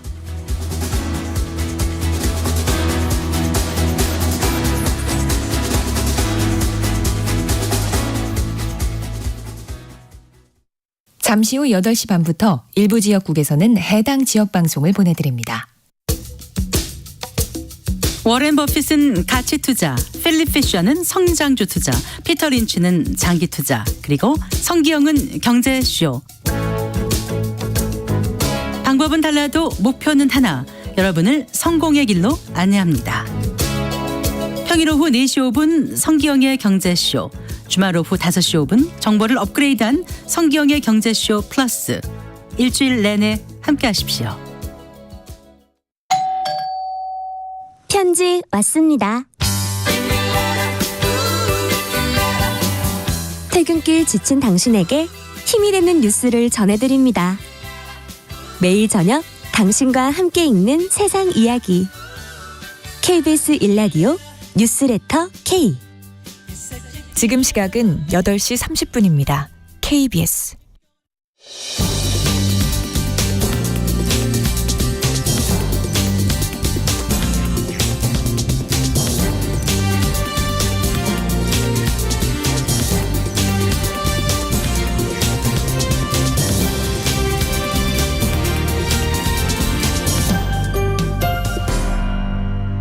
전종철의 전격 시사.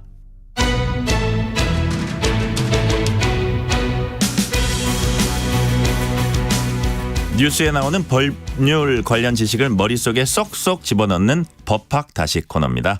최근 국민의힘 배현진 의원이 10대 중학생에게 피습되면서 미성년 범죄에 어떻게 대응해야 하는지, 제도적 허점은 없는지 검사 출신 이고은 변호사와 함께 짚어봅니다. 변호사님 안녕하세요. 안녕하세요. 이고은 변호사입니다. 배현진 의원을 공격한 A군의 경우에 처음에 자신이 이제 촉법 소년이라고 주장을 했다가 네. 실제 촉법에는 해당되지 않고 미성년자에 해당되는 것으로 이제 파악이 됐습니다. 네. 현재 한국의 촉법 소년 연령 기준 어떻게 됩니까? 많은 분들이 촉법소년 요즘에 그 단어 자체를 많이 들어보셨을 텐데요. 네. 일단 나이를 좀 살펴보면 만 10세 이상에서 만 14세 미만의 구간에는 형사 미성년자로서 촉법소년의 나이에 해당이 됩니다. 따라서 이 경우에는 소년법에 따라서 소년보호 재판을 받게 되고요. 소년보호 처분에 처해집니다. 이 의미는 이 해당 미성년자가 소년보호 처분을 받더라도 나중에 전과조회해보면 형사처벌 전력으로 남지 않는다는 뜻을 의미하고요. 네. 14세가 넘게 되면, 즉 만 14세 이상 19세 미만에 해당할 때는 범죄 소년으로 분류가 되고요.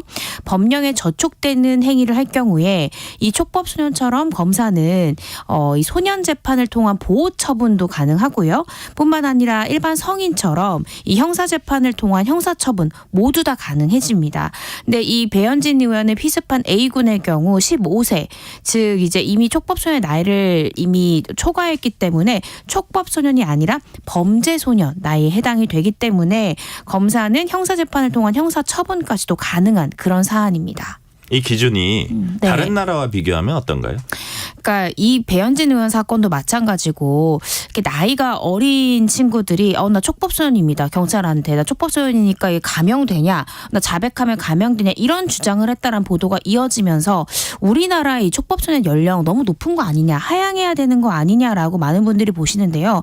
한번 해외의 소년범죄 대응 추세를 좀 보면 형사 책임 연령, 즉 형사 처분이 가능한 연령을 142개국을 기준으로 봤을 때 만 14세 이상을 형사 책임 연령으로 보는 국가가 59개국이고요. 만 14세 미만을 형사 책임 연령으로 보는 나라가 55개국입니다. 그러니까 평균이 한 15세 정도를 이 형사 책임 연령으로 보는데 우리나라는 만 14세부터 이 범죄 소년으로 봐서 형사 책임 연령으로 보잖아요. 네. 그러니까 국제적인 흐름에 봤을 때는 좀 뒤처진다고 볼 수 없다라고 판단이 되는데요. 구체적으로 좀 주요 국가의 형사 책임 연령을 좀 살펴보면 영국이나 호주 같은 경우에는 만 10세 이상부터 형사처분 가능하고요. 캐나다나 네덜란드 같은 경우에는 12세 이상, 프랑스는 13세 이상, 또 독일, 일본, 우리나라는 14세 이상이고요. 또 15세 이하, 이 15세 이상을 형사 책임 연령으로 보는 국가도 덴마크, 핀란드, 스웨덴, 이탈리아 등 많은 국가들이 있습니다. 촉법소년 미성년자에 의한 범죄 지금 증가하는 추세입니까? 네, 그렇습니다. 확실히 증가를 하고 있는 것 같은데요. 이 경찰청의 통계를 보면 촉법 소년의 범죄 사례 매년 증가하는 것으로 확인이 됩니다. 김용판 국민의힘 의원이 경찰청으로부터 제공을 받아서 이 최근 5년간 촉법 소년 소년부 송치 현황 자료를 발표했는데 범죄를 저지른 촉법 소년의 수가 2016년에는 6,576명이었어요. 그러다가 2018년에는 7,364명, 2020년에는 9,606명으로 매년 조금씩 증가하는 그런 추세를 보이고 있습니다. 근데 문제가 이 강력 범죄를 저지르는 촉법 소년의 수도 점차 늘고 있다는 것이 문제인데요. 이 강력 범죄, 그러니까 살인, 강도, 이 강간, 뭐 추행이나 방화, 절도 등 이 강력 범죄를 저지르는 촉법 소년의 수도 계속해서 증가하고 있고 2021년에는 8,474명이 소년부로 송치했다. 즉 검찰에서 소년 재판으로 송치됐다라는 점에서 계속 그 수도 증가하고 있다. 그래서 좀 문제가 좀 심각해지고 있다라는 게 통계상 보이긴 합니다. 네. 통계가 약간 부실하다는 얘기도 있긴 있더라고요. 네, 맞습니다. 왜냐하면 이게 통계를 잡기가 굉장히 힘든 게 촉법 소년 같은 경우에는 검찰로 넘어가지 않고요. 경찰에서 수사를 한 다음에 바로 가정법원으로 가는 경우들도 있고 또 이제 범죄 소년이 되면 그때부터 이제 검찰로 넘어와서 검사가 뭐 보호 처분을 할까 아니면 형사 처분을 할까를 결정을 하기 때문에 이 범죄 소년 같은 경우에는 정확한 카운트가 가능하지만 이 경찰에서 바로 소년 재판을 넘기는 촉법 소년 같은 경우에는 이 통계가 좀 정확하지 않을 가능성이 있다. 이런 문제점도 제기되고 있습니다. 네. 이번 정치 테러를 계기로 되새겨 볼 만한 10대 촉법 소년 미성년자 네. 범죄 사례 중에 사회적으로 좀 큰 영향을 끼친 사건은 어떤 게 있었는지 좀 정리를 해 주세요. 네. 최근에 많이 언론에도 보도됐던 사건 중에요. 절교하자라는 말을 듣자 화가 나서 결국 말다툼을 하다가 이 피해자의 목을 졸라 살해한 혐의로 재판에 넘겨진 여고생 사건이 가장 대표적입니다. 네. 이 사건을 좀 살펴보면 이 두 명은 같은 나이, 같은 고등학교에 재학 중이었고요. 근데 평소 이 가해자 A 양은 이 B 양을 계속해서 괴롭혔고 이 살해인 범행을 하기 2년 전에 심지어 학교 폭력으로 결정이 돼가지고 반불 받은 거예요. 둘이 이제 여성 친구 사이인가요? 맞습니다. 여학생과 여학생입니다. 그런데 이렇게 반분리 조치까지도 됐는데 결국 교내에서는 마주치잖아요. 그러면서 다시 이 가해 학생이 피해자에게 말을 걸기 시작했고 이 살인 범행이 일어나기 얼마 전부터 다시 이제 B 양은 이 가해자 A 양과 좀 가깝게 지냈던 거예요. 근데 계속해서 이 A 양 결국 B 양을 괴롭히기 시작했고요. 범행 보름 전에는 이 피해자 B 양에게 굉장히 심각한 협박성 발언을 하고요. 그러자 B 양이 절교를 선언을 합니다. 네. 그랬더니 가해자가 죽일 거야라는 메시지를 보냈고 결국 15일 뒤에 이 B 양을 살해하고 말았는데요. 이 사건 관련해서 검찰에서는 이 소년범에 대한 법정 최고형이 징역 15년입니다. 그래서 이 가해자 A 양에 대해서 법정 최고형인 징역 장기 15년, 단기 7년을 구형하면서 그 구형 사유에 대해서 피고인은 범행 당시에 자신이 17세였고 미성년자였기 때문에 선처해달라 이렇게 재판부에 호소하고 있지만 이 막내딸 피해자를 잃고 죄책감에 시달린 유가족들을 고려해달라라면서 소년법상 최고형을 구형한 이유를 밝혔고요. 네. 판결 선고일은 조금 기다려야 되는데 이 선고 형량 어떻게 나올지 많은 분들이 지켜보고 있습니다. 그렇군요. 배현진 의원 피습 사건으로 다시 돌아와서 네. 피의자는 우발적으로 일어난 범행이다 이렇게 주장을 하고 있어요. 근데 이제 계획적이냐 우발적이냐에 따라 그 처벌 수위가 차이가 나죠. 그렇습니다. 이 폭력, 상해, 살인 이런 범행은 가장 중요한 양형 요소는 이 피해자와 합의를 했느냐, 피해 회복의 의지가 있느냐 이게 가장 중요한 양형 요소고요.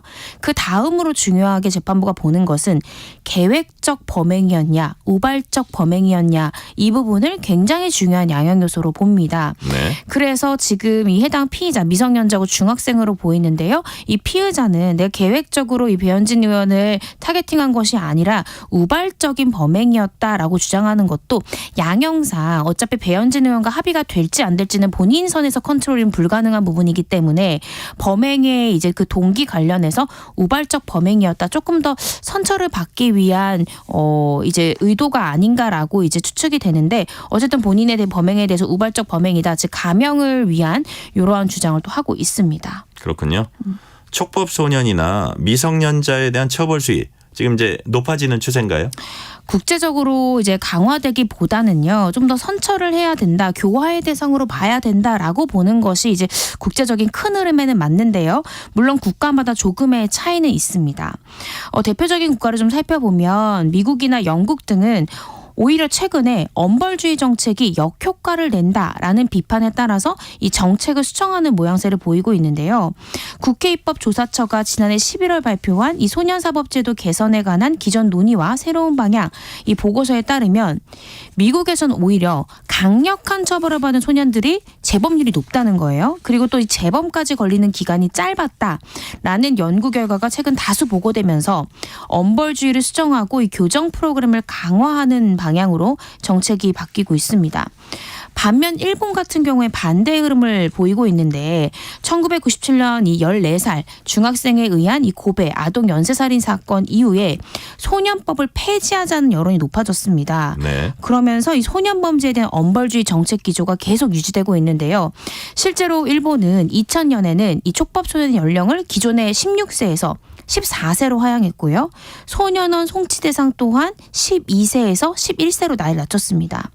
그리고 이 18세 미만에 대한 징역 상한을 이 징역 15년에서 20년까지 높였습니다. 그래서 국가마다 약간씩의 차이는 보이고 있지만 국제적인 큰 흐름은 처벌주의보다는 엄벌주의 정책보다는 조금 더 교화의 대상으로 보자. 이게 국제적인 큰 흐름은 그렇게 가고 있습니다. 큰 흐름은 교화나 교정 쪽에 이제 무게 중심을 둔다 이거죠? 네, 그렇습니다. 우리나라에선 그 촉법 소년 기준 연령 이제 하향 조정하는 법안이 그때 추진된 걸로 제가 이제 기억을 하고 있거든요. 네, 그거 지금 그렇습니다. 어떻게 돼 있습니까? 그러니까 촉법 소년에 대한 범죄가 줄기는커녕 계속 늘게 되면서 2022년 정부는 이 촉법 소년 기준 연령을 만 14세 미만에서 13세 미만으로 하향하자라는 소년법 개정안을 발의했는데요. 그렇지만 이 지난해 2월 이 대법원 법원행정처가 이 개정안에 대해서 반대하는 의견을 국회에 제출했고요. 네. 그래서 이 관련 법안 역시 여러 건이 발의됐지만 결국 본회의 상정까지는 한 건도 올라가지 못한 그런 상황입니다. 그래서 여전히 이 14세 미만으로 촉법소년의 연령 규정이 되어 있습니다. 그렇군요. 마지막으로 하나만 여쭤볼게요. 네. 이렇게 이제 촉법 소년 미성년자 범죄 증가로 제도 개선을 해야 한다는 이제 목소리가 많이 나오고 있어요. 네. 그렇다면 변호사님 보시기에는 어떤 부분에 집중해서 제도 개선이 이루어져야 한다고 보세요? 네, 검찰에 있을 때 제가 소년 전담 검사 생활도 했었는데요. 네. 저는 분명한 것은 이 소년범에 대해서는 초범과 재범의 대응이 좀 달라야 된다라고 생각합니다. 초범인 경우에 검찰에서는 단순한 기소유예 처분을 하는 경우가 많습니다. 그렇지만 단순 기소유예보다는 사실 소년들은 이 범죄가 있다는 사실을 부모에게 알리고 싶지 않아 하는 친구들이 많아요. 부모도 우리 아이가 이런 범죄를 저질렀구나 자체를 모르는 경우가 많기 때문에 이 양육 계획, 그러니까 부모에게 이 해당 사실을 반드시 검찰에서는 알리고 네. 이 부분에 대해서 어떻게 양육을 할 건지 어떻게 할 것인지에 대해서 부모한테 구체적 계획서를 받는 방안이 중요하지 않을까, 재범 차단을 위해서 그렇게 생각을 하고요. 재범에 대해서는 기소유예나 이런 교육조건부 기소유예 이렇게 선처보다는 적극적으로 피해자가 합의가 됐더라도 적극적으로 보호재판을 회부해서 이 소년으로 하여금 재판대에 한번 서는 경험을 하는 것이 3범, 4범 이렇게 계속하는 부분들에 대한 차단이 이루어지지 않을까라는 생각이 듭니다. 그렇군요. 법학다식 오늘은 여기까지 듣겠습니다. 이고은 변호사였습니다. 감사합니다. 감사합니다. 지금 시각 8시 42분입니다. 이 시각 출근길 교통정보입니다. 아직 어려운 곳들이 많습니다. 영동고속도로 강릉 쪽으로는 안산 분기점 부근에 고장난 차가 있습니다. 3차로에 버스가 고장으로 서 있는데요. 군자 요금소부터 여파를 받고 있습니다. 이 구간 40분 정도는 예상하셔야겠습니다. 여기를 지나서는 군포에서 부곡 쪽으로 지체고요. 용인에서 양지 터널 쪽으로 막힙니다. 평택 시흥고속도로 평택 쪽으로는 군자 분기점부터 속도가 많이 떨어지는데요. 남한산 분기점 쪽으로 평소보다 긴 정체가 이어지고 있습니다. 서해안고속도로 목포 쪽으로 가신다면 매성 휴게소에서 비봉 쪽으로 더디게 지납니다. 또 팔탄 분기점에서 화성 휴게소 쪽으로 정체고요. 반대 서울 쪽으로는 광명역에서 금천 쪽으로 답답합니다. KBS 교통정보센터에서 이현입니다.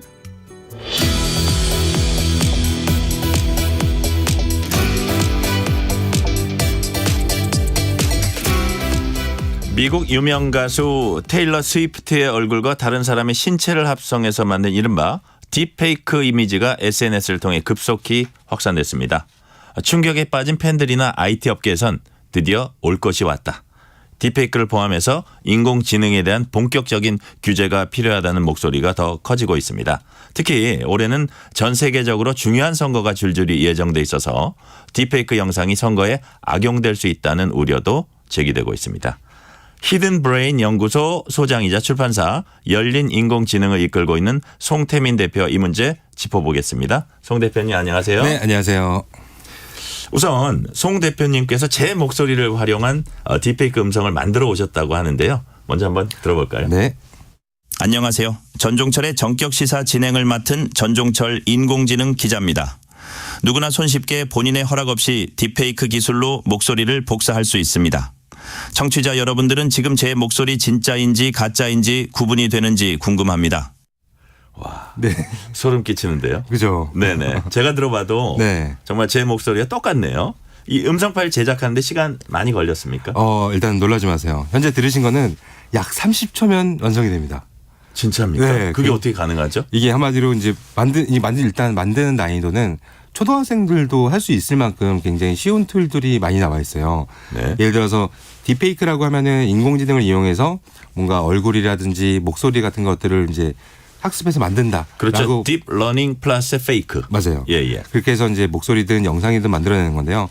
기존에 라디오에서 했던 이런 목소리가 녹음돼 있으시잖아요. 네네. 이 녹음본만 가지고면은 한 5분짜리 영상만 소리만 있다라고 하면은 약 10초 만에 학습을 끝냅니다. 그 다음에 제가 원하는 텍스트를 쓰면은 한 20초 만에 텍스트가 방금 들은 것처럼 소리가 나오는 거예요. 합이 30초네요. 네. 그래서 굉장히 쉽게 누군가의 뭐 동의도 없이 그냥 만들어지기 때문에 사실 무서운 부분도 분명히 있습니다. 놀랍고 좀 무서운 생각이 정말 듭니다. 네. 사실 이 가짜 영상이나 합성 사진 등은 예전부터 이제 계속 있긴 있었어요. 이른바 이제 딥페이크 영상이 과거 합성 사진보다 위험성이 더 큰 이유 뭡니까? 네. 우선은 이제 합성은 사실 뭐 예전부터 있었는데 눈에 사람들이 봐도 티가 날 수가 있었겠죠. 근데 딥페이크 같은 경우는 티가 아예 안 난다라고 해도 과언이 아닐 정도로 정교하게 만들어집니다. 거기서 딥도 그런 의미인가요? 네. 거기서 그건 아닌데. 그건 네, 딥러닝 한마디로 특정한 뭐 사운드라든지 혹은 영상이 있으면은 얘를 계속 딥하게 런닝한다라고 생각하시는 게 더 나을 것 같아요. 근데 이렇게 하다 보니까 뭔가 합성으로 끝나는 게 아니고요. 아예 새로운 걸 만들어내죠. 한마디로 실제로 누군가 했던 말이 아닌데 실제로 했던 행동이 아닌데 이걸 아예 처음부터 아예 만들어내기 때문에 합성보다는 더 어렵다라고도 얘기를 할 수 있을 것 같아요. 그렇군요. 그렇다면 이제 부작용을 막기 위한 대책이 있어야 할 것 같아요. 네네. 이제 테일러 스위프트의 이제 영상이 유포되니까 미국 백악관이 나섰습니다. 뭐라 그랬냐면 잘못된 정보와 이미지가 확산되는 것을 막기 위한 소셜 미디어 기업들의 역할이 중요하다. 이게 이제 강조를 했어요. 네. 그래서 이제 문제가 된 콘텐츠를 사후적으로 삭제하거나 차단할 수 있을 텐데요. 그런데 이제 이미 퍼진 다음에 사후 조치하는 것보다는 사실 사전 조치하는 게 훨씬 더 쉬울 것 같아요. 네, 그래서 맞습니다. 이제 소셜 미디어 기업의 예방 조치 어떤 게 있을 수 있을까요? 일단 당연히 올리는 사람이 잘못이겠지만은 그래도 이걸 유통할 수 있도록 냅두는 것도 잘못인 것 같아요. 뭐 예를 들어서 생성형 인공지능을 통해서 만들어졌다라고 하면은 네네. 뭐 현재 많은 SNS가 있겠지만은 예를 들면은 틱톡이라는 SNS가 있잖아요. 여기서는 사람들이 올릴 때 이거는 생성형 인공지능으로 만들어진 영상입니다라고 해서 체크하는 게 있어요. 네. 그런데 나머지 뭐 X라든지 그다음에 뭐 인스타그램, 뭐 메타, 그다음에 유튜브 같은 경우는 자기가 스스로 이거는 인공지능으로 만들었다라고 쓰지 않는 이상 전혀 알 수가 없습니다. 네. 그렇기 때문에 사람들이 이거를 인공지능으로 만들었을 때 뭐 표시를 할 수 있는 것들을 이런 플랫폼에서 소셜 플랫폼에서 만들어 주는 게 저는 당연하다라고 생각을 하고 있어요. 근데 그렇지 않으면 알 수가 없는 거고 특히나 이제 뭐 인공지능을 통해서 이게 딥페이크 영상인지 아닌지 알아낼 수 있지 않을까라고 생각이 또 들겠지만은 그렇죠. 안 돼요. 그건 또 안 돼요. 네네. 그런 기술력은 현재 여건은 약간 좀 어렵다라고 얘기를 할 수 있을 것 같고요. 네. 아마도 이게 단순하게 또 합성이면은 뭐 알아낼 수도 있는데 합성이 아니라 애초에 없는 것들을 만들어낸다면 이거를 원래 가짜였을까? 진짜였을까? 알아낼 수 있는 게 없다라고 보면 될 것 같습니다. 그렇죠. 지금 이제 기술 수준 얘기하셨는데 네네네. 아무래도 이제 딥페이크 영상 부작용 막기 위해서는 이를 감지, 차단할 수 있는 기술 필요할 것 같은데 현재 기술 수준은 한 어느 정도까지라고 이제 평가할 수 있을까요? 사실 얼마 전까지만 해도 이 합성한 것들을 뭐 이미지나 영상을 특정 프로그램에 넣으면은 이 부분이 합성됐다, 이 부분이 어떻게 조작돼 있다라는 걸 알아냈어요.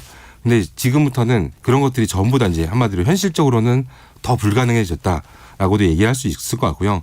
이런 소셜 미디어 차원에서도 신고를 받지 않으면은 아예 모르는 거죠. 네. 그래서 사람들이 신고를 받는다면은 사실 이전까지는 신고를 받아도 이런 소셜 미디어 회사에서 신경을 쓰지 않았어요.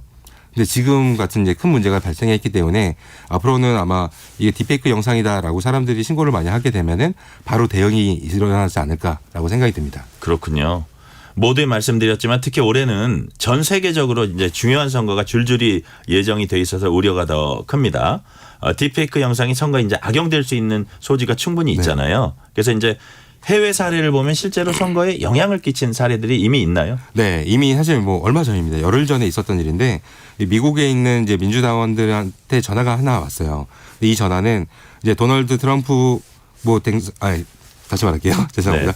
네, 조 바이든의 미국 대통령의 음성으로 해서 전화가 한 통 간 거예요. 그렇군요. 네, 이 내용에는 여러분들의 투표는 이번 화요일이 아니라 11월에 변화를 만들 것이다 라면서 이제 투표를 하지 말라라는 얘기를 한 거죠. 네. 근데 이 말을 한 거 자체가 전부 다 딥페이크로 만들어진 가짜 음성이었다라고 얘기를 할 수 있을 것 같아요. 그래서 이런 후보자들의 가짜 발언을 만들어내는 것도 큰 영향이 좀 있지 않을까라고 생각이 듭니다. 네. 우리나라에서도 지난 선거에서 AI를 활용한 영상들이 이제 등장했었는데요. 네. 이번 총선에서는 이 같은 영상 선거운동엔 사용할 수 없죠? 맞습니다. 일단 기본적으로는 사실 저한테 많은 문의가 왔었어요. 그래서 이런 것들로 자기 후보자를 이제 만들어 달라라고 얘기가 왔었는데 왠지 안 될 것 같은데라고 했다가 이번에 선관위에서 확인해 보니까 이제 후보자가 등장하든 아니든 간에 선거운동에 관련된 것들은 딥페이크 영상을 쓸 수 없다라고 이제 현재 결론이 나와 있습니다. 송 대표님 입장에서는 사업적으로는 조금 손해네요. 네, 맞습니다. 그리고 딥페이크 영상이 보이스피싱과 같은 사기에 악용될 수도 있다. 이런 우려도 나와요. 실제로 사례가 있나요? 네, 있습니다. 우선은 영상보다는 전화기 소리로 넘어간다라고 하면은 약간 음질이 안 좋잖아요. 그러다 보니까 이게 진짜인지 가짜인지 알아내기가 더더욱 힘들다라고 보면 되기 때문에 예를 들어서 지난해 좀 이슈가 됐던 게 투자업계에서 이제 투자업계 간 거였는데 배우인 이제 조인성이랑 송혜교를 딥페이크로 가짜로 만든 거예요. 네. 근데 그들이 마치 투자를 권유하는 이런 딥페이크 영상으로 광고를 만들어서 실제 수십 명이 여기에 이제 넘어갔다, 사기를 당했다라고 보시면 될 것 같습니다. 아, 그렇군요. 유명인 연예인들은 그런 또 표적이 되기 쉬울 것 같아요. 네. 근데 이제 유명인 연예인뿐만 아니라 일반인도 충분히 딥페이크 표적이 될 수 있을 것 같아요. 어떻습니까? 맞습니다. 아까 제가 제일 처음에 이제 기자님의 목소리를 제가 만들었잖아요. 예. 이런 것처럼 누군가의 사진이나 영상이나 목소리가 일부분이라도 있다라고 하면은 사실 이를 통해서 딥페이크가 충분하게 가능하거든요. 그래서 더더욱 약간 무섭다라고 생각이 좀 들기도 합니다. 근데 제가 아까 이제 30초 만에 만든다는 그 얘기로 잠깐만 좀 넘어가서 그럼 이게 이제 뭐 사람들에게 알려지고 이러면 너도 나도 하게 될 텐데 이거 어떻게 해야 되나요? 이거를 그러면? 예를 들어서 이제 미국의 한 스타트업에서 이제 AI 아바타라고 해서 내 모습을 인공지능으로 만들어내는 서비스가 있어요. 근데 그 서비스 같은 경우는 처음에 약관 동의를 합니다. 네. 즉 영상을 올려놓고서 약관 동의가 체크 동의합니다 이렇게 하는 게 아니라 실시간 이 화상 캠을 통해서 이 영상이 올린 사람이 나다라는 걸 증명해야 돼요. 근데 이제 그렇게 솔직하게 증명을 하면서 인증하는 게 있는데 그런 거 말고 좀 전에 제가 목소리 한 거 같은 경우는 인증 없이 업로드만 하면 바로 만들어지거든요. 근데 이런 것들이 이제 인증 절차를 정부나 이런 데서 규제를 하지 않으면은 지금 사실 무방비 아닌가요? 맞아요. 현재는 완전 무방비인 거고 이거를 과연 어떻게 또 통제를 할까도 사실 걱정이에요. 왜냐하면 우리나라 회사만 만드는 게 아니라 전 세계 모든 회사들이 다 만들고 있기 때문에 한 국가에서만 이걸 통제한다고 해서 될 문제는 또 아니다라고 생각이 들기도 합니다. 그러니까요. 참 고심하지 않을 수 없는 그런 문제네요.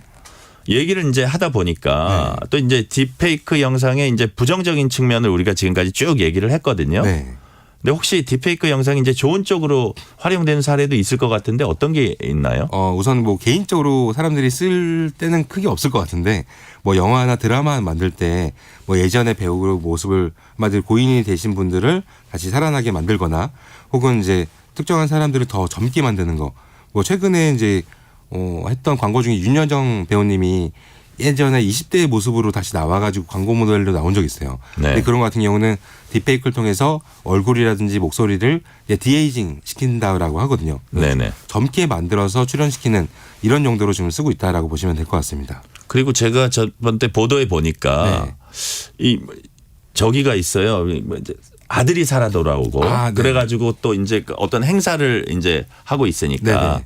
아들이 살아 돌아오고 그런 게 또 있는 것 같기도 네, 하고요. 맞습니다. 예, 그래서 그런 행사에도 좀 감동시키는 행사에도 또 저기 돼 있지 않을까 그런 생각도 들고요. 네네. 하나 더 여쭤볼게요. 그렇다면 무조건적인 규제만이 이제 능사는 아닐 것 같습니다. 긍정적인 효과는 키우고 부작용을 줄이기 위해서는 어떤 노력이 필요할까요? 일단 인공지능 자체가 무궁무진하게 앞으로 성장할 거기 때문에 이를 잘만 사용하면 우리한테 혜택이 있을 수밖에 없거든요. 그래서 아까 말한 것처럼 뭐 법이나 제도를 만드는 게 굉장히 중요하다 보니까 이 부분에 대해서 많은 논의가 좀 필요하다라고 생각을 합니다. 네. 오늘은 여기까지 듣겠습니다. 히든 브레인 연구소 송태민 소장이었습니다. 감사합니다. 네, 감사합니다. 노래 하나 준비되어 있습니다. 테일러 스위프트의 You Belong With Me.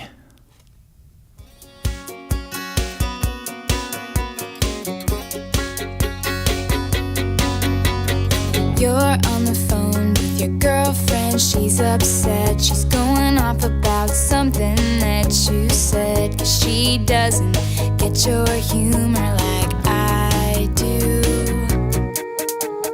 I'm in the room. It's a typical Tuesday night. I'm listening to the kind of music she doesn't like. And she'll never know your story like I do.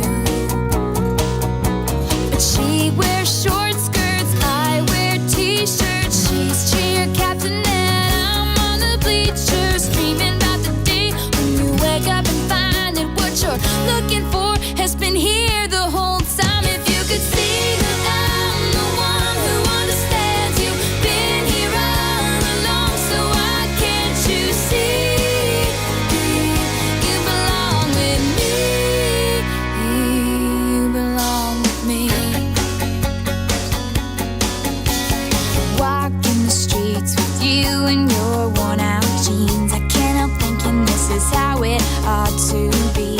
Laughing on a park bench, thinking to myself. 세계에서 가장 유명하고 비싼 회화 작품으로 꼽히는 레오나르도 다빈치의 모나리자의 시위대가 수포를 끼얹었습니다. 현지 시각 28일 프랑스 파리 루브르 박물관에서 여성 2명이 건강하고 지속 가능한 식량에 대한 권리를 요구하면서 모나리자의 빨간색과 노란색 수포를 던졌습니다. 강화 유리로 덮여 있어서 그림이 손상을 입진 않았는데요. 모나리자는 지난 2022년엔 환경주의자 남성이 케이크를 투척하는 등 테러의 표적이 되어왔습니다. 그 유명세만큼 주목도도 높아서 시위대 입장에선 이만한 표적을 찾기가 어려웠기 때문입니다. 1월 30일 화요일 전종철의 전격시사 여기서 마칩니다. 진행의 전종철 기자였습니다. 감사합니다.